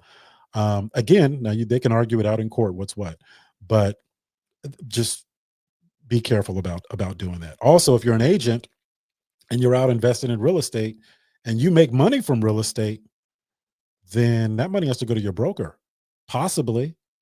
So talk to your broker to make sure that you're in compliance. All right. But yeah, definitely get it. Brown School says they not answering. What's up? What's your Brown School? You got a question? You got a question for me? I'll stay on and answer them. I'm not gonna leave you hanging. Unless you try to call me. Did you say they're not answering because you tried to call me? Then that is true. I wouldn't be answering. All right. All right. All right. I guess you don't have no question. Hey, Otis, do you have any questions for me, man? Since I'm back now, and I just want to make sure because I educate you most of the time on things. I just want to make sure you're good. You got everything. You good to go? Yeah, I do. I do actually. Do you have how many escrow kits do you have? 0, my friend. Listen. I got Indian in my family. Why we gotta? Yeah, Why we gotta do this. Tomahawk. I mean, Cherokee. It's Cherokee, bro. You know that. High cheekbones, man. Look at the cheekbones. He says, Slapaho. You know for this Slapaho tribe. We from the Slapaho tribe. We got canceled. See? Yeah, sorry, I apologize. This is us having fun. This is literally our podcast, almost in a sense. Yeah, so that's what's up. What's up. Brown School she says, can this be used in the UK? Absolutely. It can be used anywhere that you can put debt on property, but you'll still run the 4 data points. In a lot of international settings, interest is a lot higher. So when you talk about long-term holds, the higher interest, like if the cost of money is higher, then that will cut into your profitability, right? It'll cut into your margins. So just make sure that you're running the 4 data points and you're just looking at taking that into consideration. All right. If I'm going to keep a property, I'll use other people's money to buy it, fix it up. But when I stabilize it, I will use permanent financing. And I already know the amount of that permanent financing, the dollar amount that it's going to be or close to it before I engage. And I weigh that monthly obligation against the income that the property generates. So if it's a higher interest situation, that's going to cut into the income, and it may not be worth it. So I'm also from the San Francisco Bay Area where everything is more expensive, right? And the BRRRR method, which is when you buy a property, rehab it, rent it out, refinance, and repeat, The Burr method doesn't typically work out here or in high cost areas because the income that it generates is not enough to service the final debt. So we end up doing more flips out here. So I imagine in the UK, it's probably going to be a similar situation. So just keep that in mind. But yeah, that stuff does work in there. Is the July event in Cali? I'm in Southern Cali. No, the July event is in Washington, D.C., but we got a free event and we got a free virtual event that is, it's in your house, right in front of your computer. Hey, What's up, man? Karen wants to know, when are we coming to Baltimore? What's up, Karen? When are DC's close enough. DC's close enough to Baltimore. Look, I went out to Baltimore. I had some students out in Baltimore, and Baltimore is an interesting place, man. The see, California is not like that. Like the landscape changes drastically, block to block in Baltimore. Like it was like there was some nice brownstone looking buildings, and then the next block it was like I could see through the roof from outside looking up at the house. Yeah, So, Otis. One of the things in Baltimore is because there was so much redlining down in that area that the prices varied. Literally one block, like the house that may look exactly like one of the houses that you're looking on another street, because of the different material, the cost of house will be different. So I know a lot of that's been one of the frustrating things when going down to Baltimore. If you don't know that area and don't understand how it is, some people can overprice their home, and it's because they're basing it off of another house literally within the radius of their house. yeah. And it may not be the same because of the material and the square footage and things like that. And those houses are made for little people, man. I will say that. Those I are bump my head every time I go into one of those places, man. those are some significant rehabs too. So you're looking at, if you're heavy in Baltimore, you're probably gonna experience some labor shortages trying to get vendors for a full-on project. But if you do live in Baltimore, you'll probably do best starting at a place like, are you in Baltimore, Donovan? Or Yeah, I'm all Maryland, man. So I'm not too far from Baltimore. So I'm out here in Severn, Maryland right now. It's out near BWI. So Yeah. I'm about probably from Baltimore, like 10, 15 minutes. Yeah. Yeah, Baltimore, Annapolis area. So you Baltimore folks, I would put a pin in Fells Point, and then I would put a pin in the Johns Hopkins Center. Yeah. Draw that line, right? It's about a 12 to 14-minute drive from Fells Point to Johns Hopkins. Mm-hmm. And I would look at all the comps along the way, and I would be first of all, you getting something in Fells Point. If you ain't got 800,000, you ain't getting it. Yeah, I was gonna say that area has blown up, especially like outside of Fells Point. Yeah, dude, you're not getting anything over there for under 6 or 7 right now, and 8s right now. So yeah, I was there when I went there during the pandemic, because I was all over the place during the pandemic, and I was looking, and there was not a single property under 800,000 the day that I was looking. So we drove around all of a lot of that Baltimore. So draw a line from Fells Point to Johns Hopkins, and along that line we talk about the path of gentrification, right? Because eventually gentrification is going to go from Fells Point and all the way to Johns Hopkins. Is going to be saturated. So find something far away from Fells Point to where the acquisition cost isn't unreachable, but close enough to Fells Point where you can use some of those comparables, because the materials the building materials aren't always taken into consideration as much as you would like to think. Finishes and interior, right? Do you have a brand new bathrooms, kitchens, and all that stuff but a lot of appraisers don't really look at brick versus concrete to the degree that it will influence the property's value as much as we think, right? So just be careful with that. And like everything, doesn't matter when you look at this stuff from a higher level. And Beth, I see you on YouTube. I'm gonna get to your question in a second. When you look at this stuff from a higher level, the reason you run the 4 data points on a property is just for situations like Baltimore, because when you start doing this high level data search, it only gets as granular as a zip code. And Donovan, you could attest, the one zip code in Baltimore can have a number of different environments. But the 4 data there's points, definitely different parts in Baltimore. Yeah, 4 data points is on the property itself, right? What's the gun laws out in Maryland? Are you allowed to? Yeah, it's a carry. It's a conceal. All right. Conceal carry state. Yeah, you're good. I got you. Yeah. Right. Yeah. I'm getting mine here shortly. So yeah, especially nowadays. I won't be in New York again. No more events in New York. We went there. They was like, You almost got tackled, huh? Nah, they was like, hey, we should ride the subway. I was like, why? Why would we do that? We are not riding this. We are not riding. That is not an amusement. Underground? With all them other people? You ain't gonna have me clutching my pearls. After my people fought for this, I'm by riding above ground. I'm not going underground. I'm trying to anyway. All right. Beth from YouTube says, do you build your team before going into doing deals? The last 5 deals that I've done, not only did I not even see the property when I bought it, but I had to put some teams together after the fact. So I teach people how to do that. That's part of the learning process. What happens when you go in blind, right? So I'll teach you that. All right. Any other questions? This is long. We went long today. I was long. I know why we went long, because and for you guys that got the invite, late, that's not me. That's MailChimp. It was supposed to go out 9:00 PST. After my coffee, I went and got a soda and realized that it's pre-workout. So that's looks like Brandon Fields. Yeah, so that's not good. So I'm about to go run barefooted on the freeway for about 15 minutes.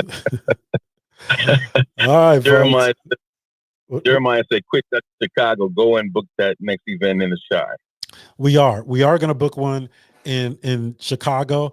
We're not going to do it in the dead of winter, but we're going to do it approaching winter, because I got a whole wardrobe, a whole James St. Patrick overcoat section that I never get a chance to wear. So I got the gloves and the overcoat and the whole thing. I'm trying to stun on y'all when I come back out to Chicago. I've done a couple events in Chicago. Look, folks, we hit Chicago, New York. I did New York 4 times, Philadelphia once, Charlotte once or twice, Washington, D.C. I've done 4 times, Fort Lauderdale, Orlando, Miami, Atlanta, Dallas, Houston, Long Beach, L.A., Oakland, and I'm sure I'm missing 1 or 2 places. But yeah, we get on the road, and most of our real estate family, the people that sign up for our program, they've been following me for like a year or 2 years, which it shouldn't have took that long for y'all to sign up. But it's hard to trust people nowadays. So a lot of them come out to our events, and we'll typically have like a meet and greet. So we'll just get together, probably in the hotel restaurant or whatever. Hey, oops, sorry. Go ahead. Jeremiah getting at you. He said that fool been saying that for 3 years now. And then Ina said, "How about New Jersey?" New Jersey is going to be a hard no, but if you're coming from New Jersey and I'm close enough, I will give you a free ticket. How about that? Just because. There you go. Yeah, there's certain states where I do not invest in, and those states are New York, New Jersey, Washington State, Oregon, and my wonderful blue state, California. I do not invest in those areas. It is way too tenant friendly. And those laws are made by people that have never been landlords. Right. And Gavin Newsom is running this state into the ground. So would y'all from Texas and, other parts of the country, please help us turn California red? Oh, I never thought I'd say that. You crazy. Turn this mug Burke says, how about Texas? And then Jeremiah said, flying doesn't look too good nowadays, so I'm trying to stay at the crib.